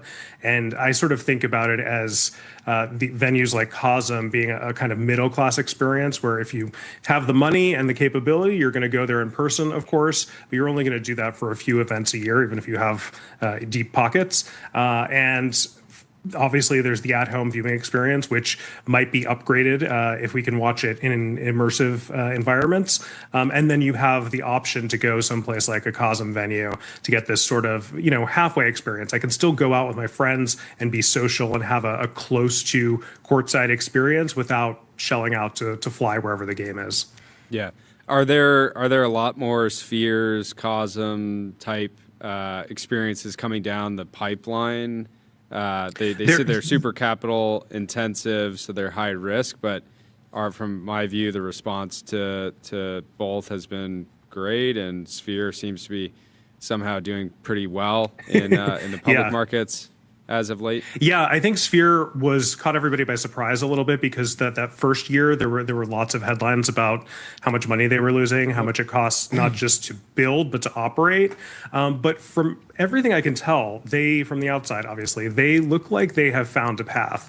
I think if you look at what they did with Wizard of Oz, which was a surprise, I think, to everyone in Hollywood, it is really successful. They basically made like a fan experience for Wizard of Oz, which gave them a reason to charge you over $100 a ticket to see a movie that you've probably seen dozens of times before. And I don't know if it's streaming anywhere for free, but it used to be on television all the time, right? It's like the classic movie that was constantly available, and yet people are shelling out over $100 a ticket to go see it. They've sold over 2 million tickets to that already. So I think it's not exactly what they set out to do, but it's an interesting new path for them, and clearly a source of revenue. Yeah.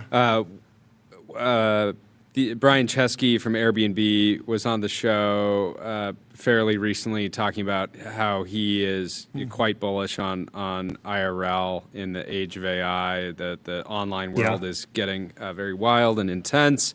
You can imagine some people just deciding, I'm going to log off, I'm going to go somewhere, get away. I can see that, but I can also see the other side of it, which is that the online world continues to get more and more entertaining.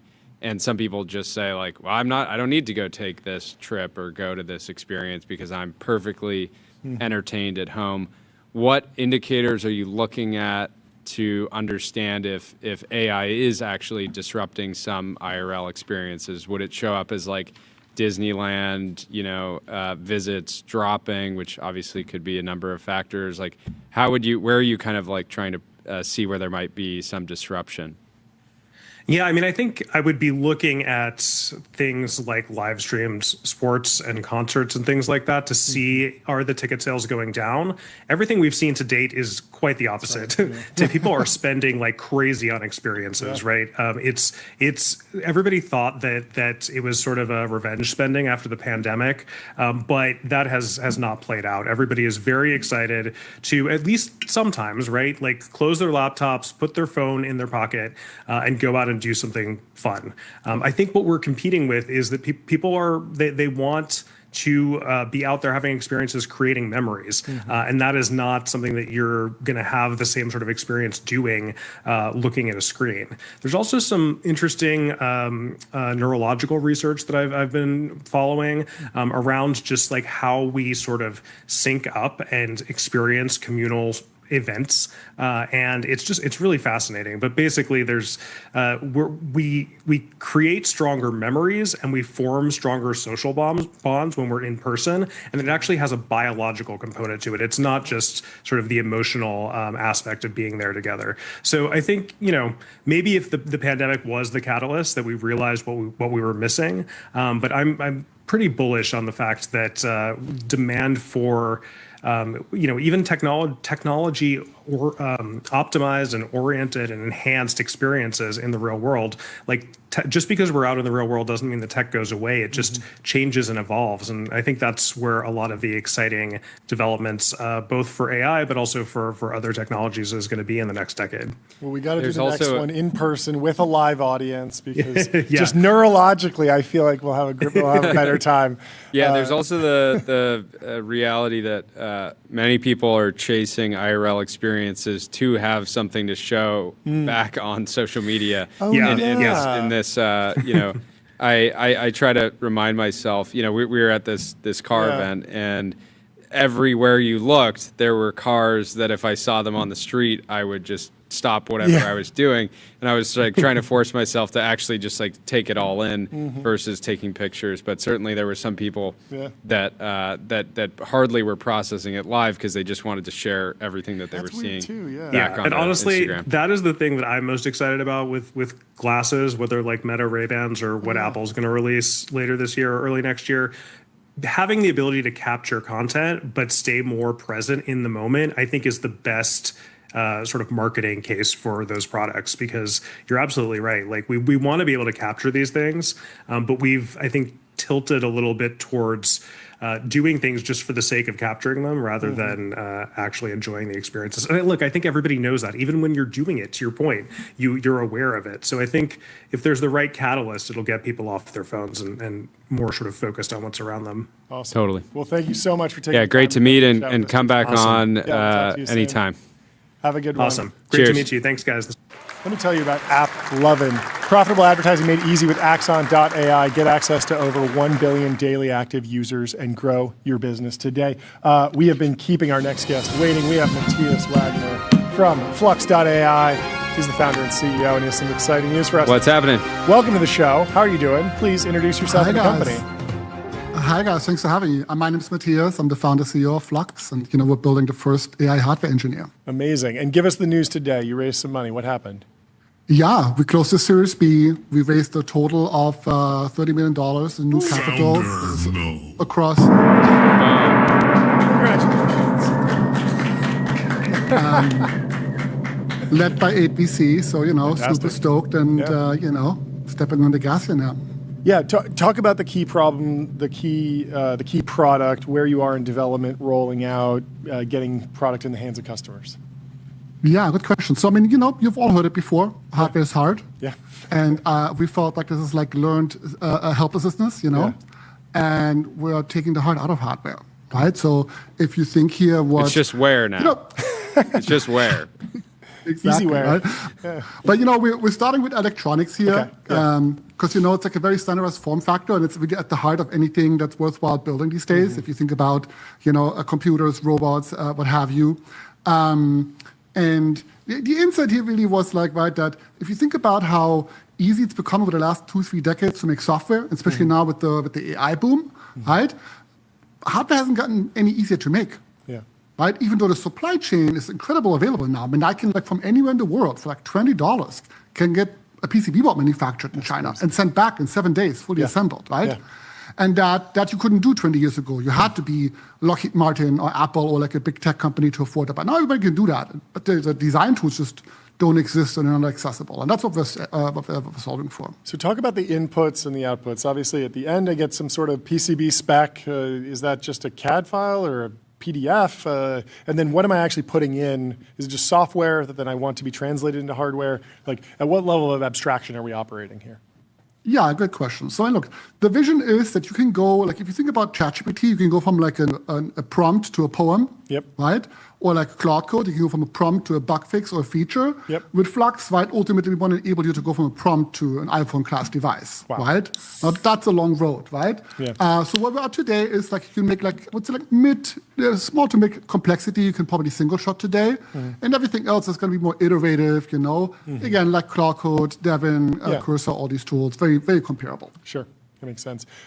Who's the best customer for you right now? Where do you see that going? Are you going after startups that are iterating really quickly? This is speeding them up, or are you going to large organizations that are already churning out tons and tons of PCB designs?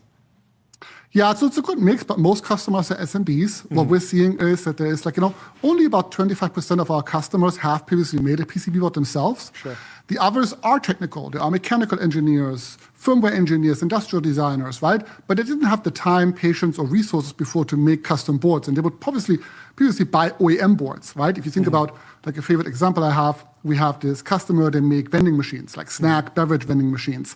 And they would previously buy 4 or 5 off-the-shelf boards and integrate them into a single machine. So think about the board that powers the display, the payment, the motor in here, and so on.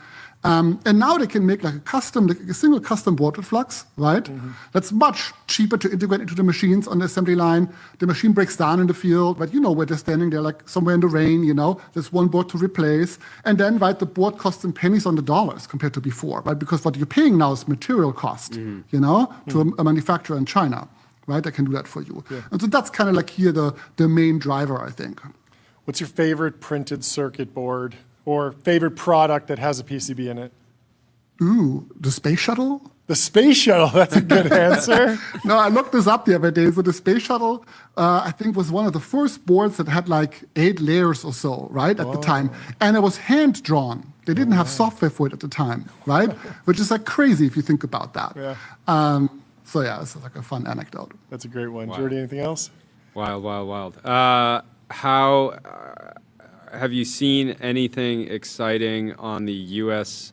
side, on the supply chain side? On actual PCB manufacturing? Yeah, I feel like we had somebody on the show last year that was trying to make PCB. Yeah. Like we have send, cut, send now for like machined parts and things that you need to cut. Is there a great company in America that's starting to think about PCBs? Yeah, like if we have our own Shenzhen, I imagine it would have a variety of manufacturers like this to really, because you want to get to the point where you can kind of sit next to the manufacturer and really speed up that iteration cycle. Yeah. I mean, look, a lot of people like us want that, right? We looked into the details of like opening our own fab here in Fremont or so, but you realize quickly, right? Making PCB boards is like the board itself is a chemical process. Good luck getting the permits, right? It's possible, but it's hard, right? That's rough. So these are kind of like the bumps you run into. But I think there is exciting opportunities here, right?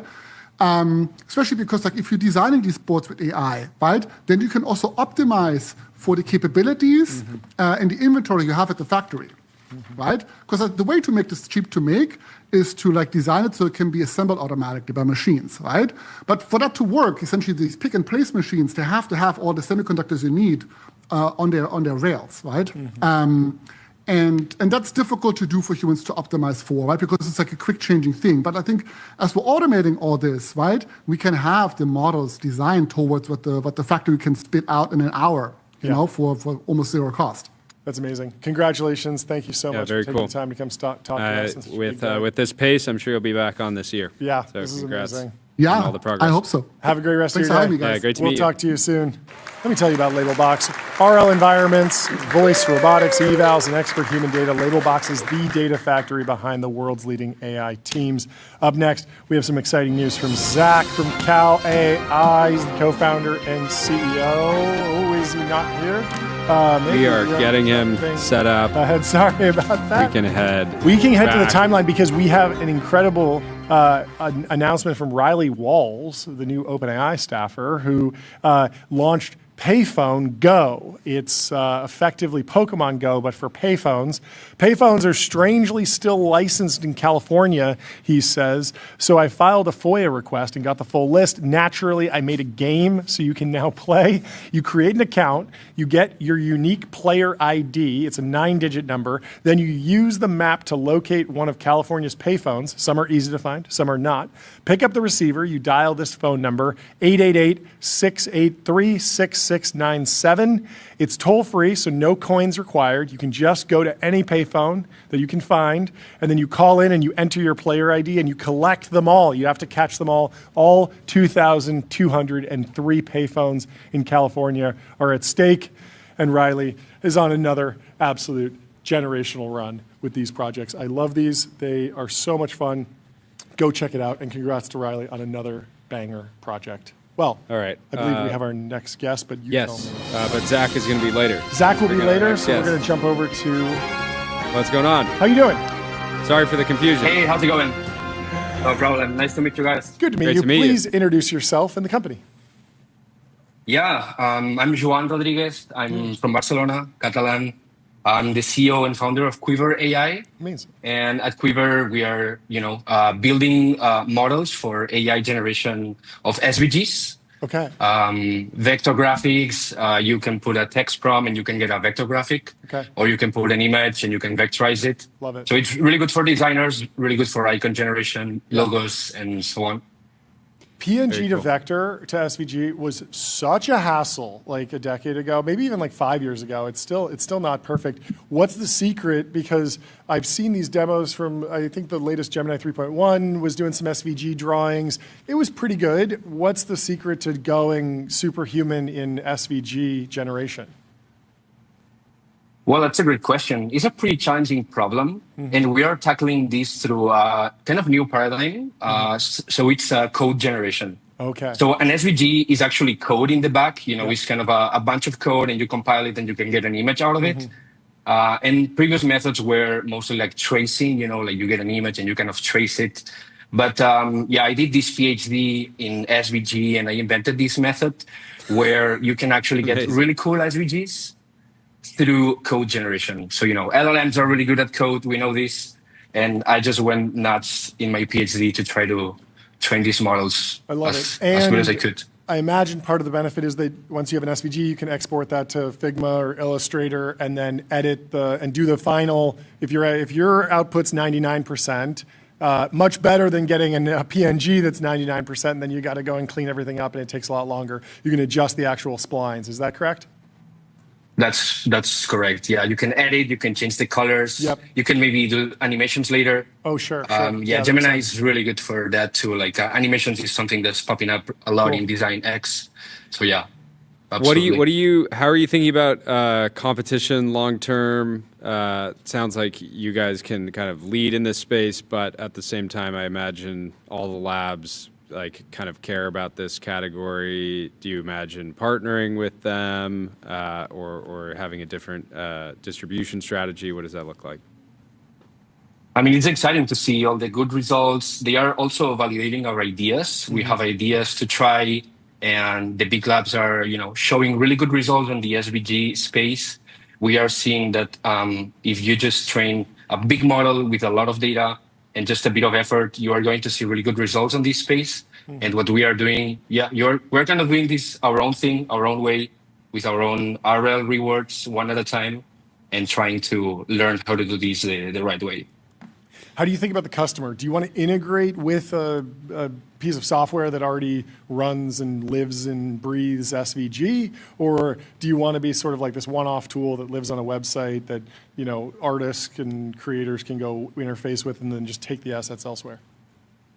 Yeah, great question. And so we started with a consumer approach. We built our website and we wanted to see what people do with these tools. But at the same time, we built our API so that other tools can also interact with our models and build on top of it. We can see agents already being deployed. We can see MCP servers calling Quiver Oh, cool. And we are seeing, all sorts of tools integrations with all your, kind of stack of tools for designers. Yeah. And that's what we are aiming for, to be, very close to the stack and workflows of designers. Yeah, this is Christmas for After Effects artists. I've played with a lot of this stuff. It's a lot of fun. Congrats. Jordy, anything else? Where's the company based? Yeah. It's going to be based in San Francisco. Cool. But you're calling in from Barcelona? Or That's right. Nice. Yeah. In the process of Last thing, you raised some money. How much did you raise? Yeah, we just raised $8.3 million led by A16Z. There we go. Congratulations. I'm so happy that this is funded. This is very, very cool. Great use of your PhD time too. Fantastic. I feels like you're obviously Solve just getting a problem. started with Quiver, but been at it for quite a while. It's very cool. Very cool. We will talk to you soon. Have a good rest of your day. Great to meet. Cheers. Beautiful. Goodbye. Let me tell you about Vibe.co, where D2C brands, B2B startups, and AI companies advertise on streaming TV, pick channels, target audiences, and measure sales, just like on Meta. And we have our next guest in the Restream waiting room. Let's bring him in to the TBPN Ultradome. Zach, finally, how you doing? I'm good. How are you guys? Congratulations. Tell us what happened. I want to hit the gong for you. Well, thank you. After a 1.5-year journey building Cal AI, we were finally acquired by MyFitnessPal. Thank you. When did you meet the team at MyFitnessPal? Yeah. Break down the deal. We spoke to them initially back in May. I was talking to a few companies, reaching out to them before going to college, because it could have been, if we got the right offer, it would have, I think, made sense. I could have maybe had a normal college life for a little, is what I was thinking. We didn't move forward at that point with anything, but built those relationships and then kept in touch. And when it finally made sense, we moved forward. That's awesome. And I think I saw in your announcement you closed it while you were 18 and you're just announcing it now. Is that correct? Yeah, so we closed it in December when I was 18, and then I turned 19 in January. So now it's brutal, now dude. I'm You're 19, washed. Now I'm like, You're done. You're out now. It's not even. Here. It's not even. It's over. It's over now. Give us the scale of the business, the monetization. I mean, describe it for those who don't know, and then I want to know like, how did you grow this thing? How big did it get? Great question. Cal AI is an app where you could track your calories just by taking a picture of your food. And we did $30 million in revenue in 2025. Wow. And we just finished January. I didn't check February, but January, we did 5.7 million in revenue. It's a subscription model. That is incredible. So heavily dependent on iOS in-app subscriptions. Are you Android as well? How important has that been? Android is definitely less important. It's maybe 1/10 of our revenue. Yeah. It pretty heavily is just iOS. Yeah, and then acquisition. What is this? Influencer driven, ad driven, customer acquisition. Yeah, customer acquisition. I mean, obviously you're on the charts, but are there viral mechanics? Like, what is the growth engine for the app? Early on, it was mainly influencers, and then as of recently, the last maybe 6 months, we've primarily continued our growth through paid acquisition on channels like Meta. And so the two combined are really what's driving it. Makes sense. What are the kind of key reasons why MyFitnessPal wanted to pick you guys up? I can think of a lot, but what drove this? Well, definitely many reasons. We have different audiences, different core audiences, but then we also have overlap. And we both are very mission driven. We both just want to help the greatest number of people as possible become healthier. Yeah. And so since we have this overlapping space, we realized that it would make sense to come together, share resources, and it would further the mission for both of us and really make sense to just partner. Talk about accuracy. I think there's some people that are skeptical that AI can take a picture of food and tell you how many calories are in it. How has that evolved over the year or so that you've been running the company? Like, how accurate was it at the start? How accurate is it now? Where do you expect it to go? The accuracy of Cal AI early on, it definitely wasn't as good as it is today. We initially started by just running ChatGPT by itself, pretty much as the model. You would just take the picture, would put it into ChatGPT, say how many calories is this, output the response. Total rapper victory. Total rapper victory. Honestly, congratulations. Yeah, I mean, it's so amazing.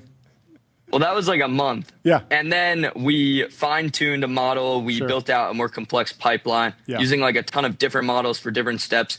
And so it's become more and more accurate over time. At this point, we average over 90% accuracy for each food scan. But you would actually be surprised, only 30% of the scans only 30% of food logs come from scanning. The rest are like barcodes, typing in the database. So those are the most accurate methods. That makes a ton of sense. Very cool. What are your guys' combined ambitions now? Where do you want to take? Are you going to be supporting on the main MyFitnessPal app as well? Like, I imagine like they've seen what you guys can do from a user acquisition standpoint and a product design standpoint, and want your help across the org.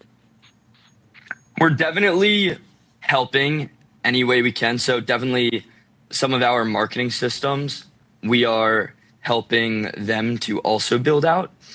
And they're helping us too, teaching us things that we didn't know. So together, we're going to be able to go a lot further, and we're going to remain standalone apps. Cool. Well, congratulations. Cool. Well, congrats. Yeah, congrats to the whole team. You're an actual overnight success. Truly an overnight success. But the beginning of a long career, I can tell already. Yeah, I know. I can't wait till we'll be here when you turn 40. Come back probably on. Your third exit at that point. Hopefully an IPO. Just go. Exit. You got the exit at 18. We'd like to see the IPO by the time you're 30. Awesome. Well, congratulations. You guys. We'll talk to you great soon, stuff, dude. Zach. Congrats. See ya. Thank you. Talk soon. Have a good one. Let me tell you about Sentry. Sentry shows developers what's broken and helps them fix it fast. That's why 150,000 organizations use it to keep their apps working. And up next, we have our last guest, Andy Markoff from Smack Technologies. He's the co-founder and CEO. What's happening? Andy, how you doing? Great. Thanks for having me on. To the show. First time in the show, please introduce yourself and the company. So Andy Markoff, co-founder and CEO of Smack Technologies. I'm what I like to say a recovering member of a cult known as the United States Marine Corps. Spent the first 10 and a half years of my professional career there, got out, tried to figure out what I wanted to do when I grew up. And luckily, one of the Marines I served with, my co-founder, Clint Alanese, got out, and we both decided to work on building the decision-making tools we wish we'd had when we were running the kill chain during our careers as Marine Raiders at MARSOC, and like try and give back and like find a way to serve again after we'd both gotten out. So we talked about this idea, really fall of 2023, and then started the company in January 24. Really, so what Smack is, we are the first frontier AI lab solely focused on building for national security. And our mission is what we would call decision dominance. But how do we take petabytes of sensor data, multimodal data streams that, too much for a human to actually analyze, and then convert that analysis in real time into the right decisions across the range of military operations, whether that's trying to figure out what are we doing for the next 1 to 6 months, what are we doing for the next 1 to 4 days, and like literally right now, what are we doing, but trying to make that process seamless and what right now is a pretty siloed and slow system. What are you building on top of? Like, it feels like Palantir exists, there's databases, like it's not like technology was just invented, but AI was obviously new. So how are you integrating with systems? What are the tailwinds here that allow you to actually deploy systems effectively and quickly? Yeah, at the end of the day, we are not building on top of another AI model, building our own model. Yeah. And I think that's, the reason for that is general purpose, like large language models are very useful, and they're very good at analyzing massive amounts of textual data. They have a lot of really, important use cases, but they are not the right tool for 80% of military decision making. And some of that's just they're trained on labeled data sets. There's no labeled data set for World War III. Hopefully we never have that data set, but you need a different type of model to make decisions on multiple time horizons, do the type of hard, physics grounded geospatial reasoning required for most military decisions. And that's, deep reinforcement learning is the right approach for that problem set. So we're building a deep reinforcement learning model, and instead of labeled data sets, we're training that model in an environment that's been built by physicists who are grounded in the physics of a peer level conflict, but also domain experts. And I think that's a lot of our advantage and secret is there's a lot of information and expertise about how to fight wars that are in people's heads. They're not, it's not in a document that can be read that need to be encoded and put in an environment to make a system that can actually function in that type of environment. Interesting. So, I mean, a lot of the foundation labs are going to data providers, data brokers, hiring experts to write down their SOPs. You're obtaining data from the U.S. government. Is that correct? Like, what does that pipeline look like? Sure. So building this data is, some of the domain expertise we have hired on the team. So, sure. I mean, Clint and I's background, I was a joint fires instructor for a while at the Marine Corps' version of Top Gun. Clint kind of spent his whole career like in the fire space as we did at MARSOC. We've hired a lot of people on the team that were the absolute best at their military discipline. They were instructors and they did it on deployment. Mm-hmm. And then we work with our end users. And I think in some ways this gets to how do you trust AI and how do we get users to trust AI? It's like the users are part of our training data generation, but like taking their knowledge, their understanding of the right way to do things today and helping bring that into the environment in a way that they can trust that like their knowledge and their understanding is actually being used to help the model get to a better start point.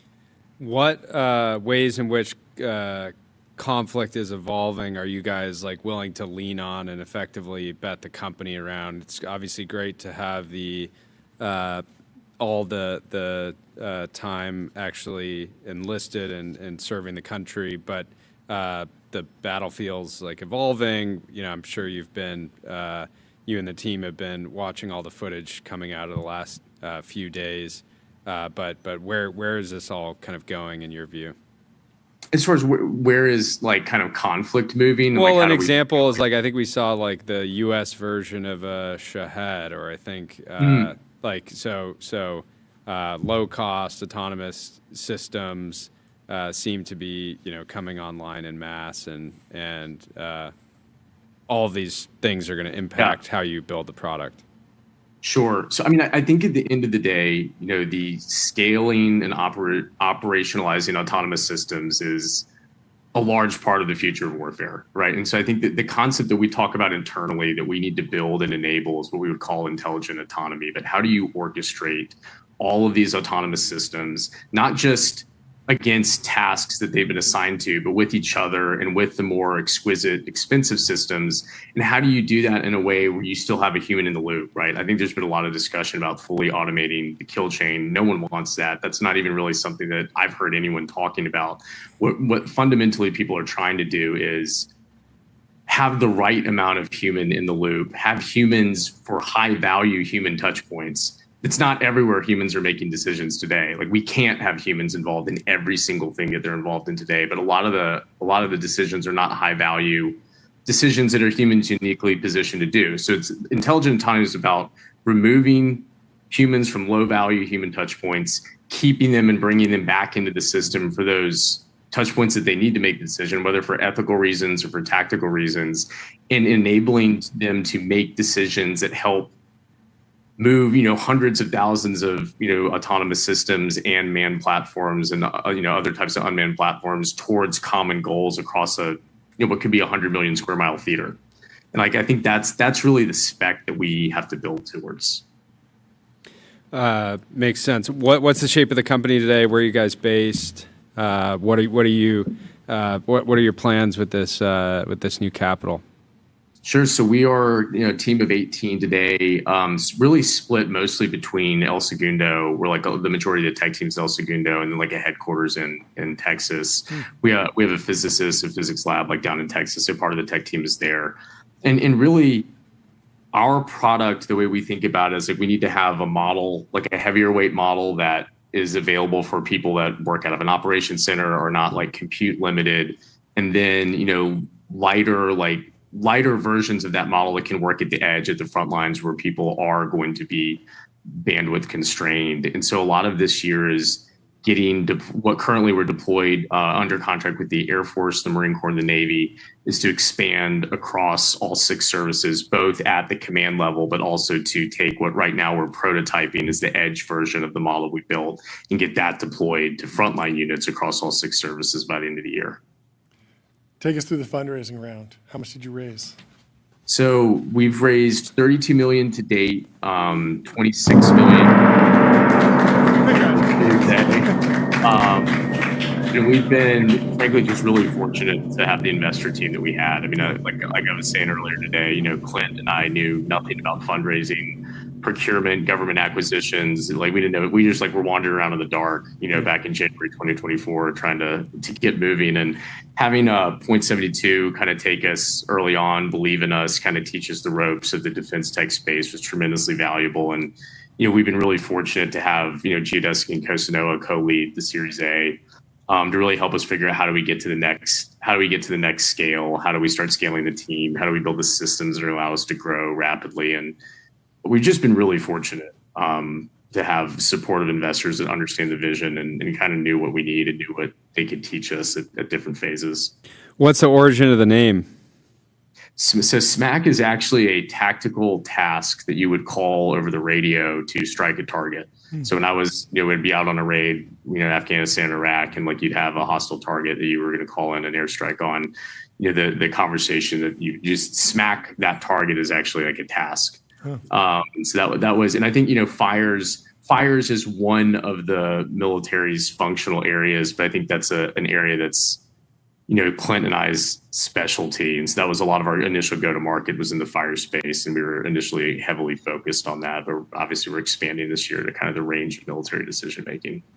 Is it true that you hired someone named John Coogan? It is true. I actually was getting really confused earlier today when I saw yours. I was like, wait, why is my John on Twitter? He's also a Marine too. I was like, that's so funny. Marines don't even use Twitter or X. Very cool. Yeah, go around and tell everyone, I hired John Coogan. There you go. You're like, what? That's very fun. Awesome. Well, great to meet you, and I'm sure you'll be back on soon. We'll talk to you soon. Awesome. Thanks for having me. Yeah, cheers, have Andy. A good one. Thank you. Let me tell you about Plaid. Plaid powers the apps you use to spend, save, borrow, and invest, securely connecting bank accounts to move money, fight fraud, and improve lending now with AI.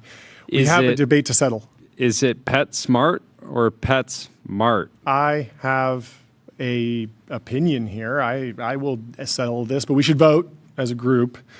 We should also play this video of the folks who kicked this off. Ben Lapidus has a whole song asking the question, is it PetSmart or is it Pets? I got a question. Is it PetSmart? The aesthetic of this is incredible. Is this real? This is a real video. They went dressed up and found an office and trashed it for this video. So much production. So the question, is it a mart that caters to pets, or are they saying that taking your pet there is the smart thing to do? Which side of the debate do you come down on, Jordy?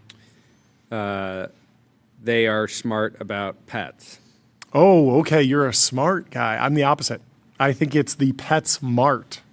I think it's. And is it because the bounce is? So there are two sides of this. Adam Bain, former CEO of Twitter, chimed in. Is it PetSmart or PetSmart? Because the color in the logo indicates that they are saying pets are smart, but the bouncing ball suggests that it's a mart for pets. Which one is it? It can't be both.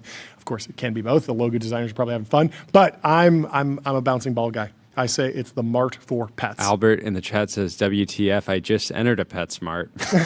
That's got to be weird. Tyler, where do you sit on this? Now would be a good time, Albert, to tell you that. Tiebreaker over here. We got Tyler on my Which way side. did you go? I'm with John. Tyler took my side. It's the mart for pets. That just doesn't make sense. Why would they? All the things you buy in PetSmart are for pets. It's a place that holds things for pets. It's a mart. Mart. No. It's a mart. No. PetSmart. It would be pets, all red, and then blue, M-A-R-T. But they flipped it. No, you make a compelling argument, but I still disagree. What else do you want to talk about? In all the news, I don't think we ever said the words that we never rang the gong. OpenAI raised a $110 billion round of funding from Amazon, NVIDIA, and SoftBank. So it says we are grateful for the support from our partners and have a lot of work to do to bring you the tools you deserve. That's probably the biggest. That's a gong record. Yes, it's the biggest round for a private company ever, and it's also about 1/4 of venture capital outlays that are expected for 2026 in one round. Absolutely, 400 million absolutely will be wild. invested from venture capitalists broadly. Of course, this money's from the hyperscalers.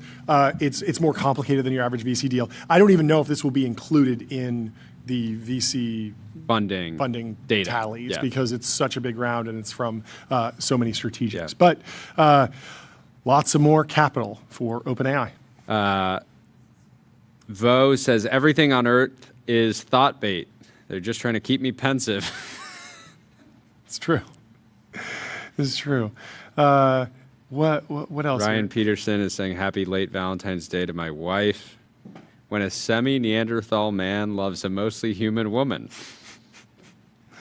Very odd. We should plant the bomb. We should get out of here. We have another podcast to do, actually, that will go live. We're going to break. We're going to do 5 hours. We're doing 5 hours today. You'll need to on the air. Tune in We'll later. share We will tell you podcast about that we're the going podcast on that we're going soon. on. But leave us 5 stars. Hit that subscribe button. Sign up for TBPN.com last newsletter. but not least, the U.S. Open is letting you know that the U.S. Open will return to Inverness Club in 2045. 2045. Let's go.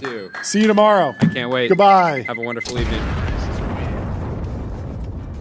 Nice work, brothers. I'll see you on the next one.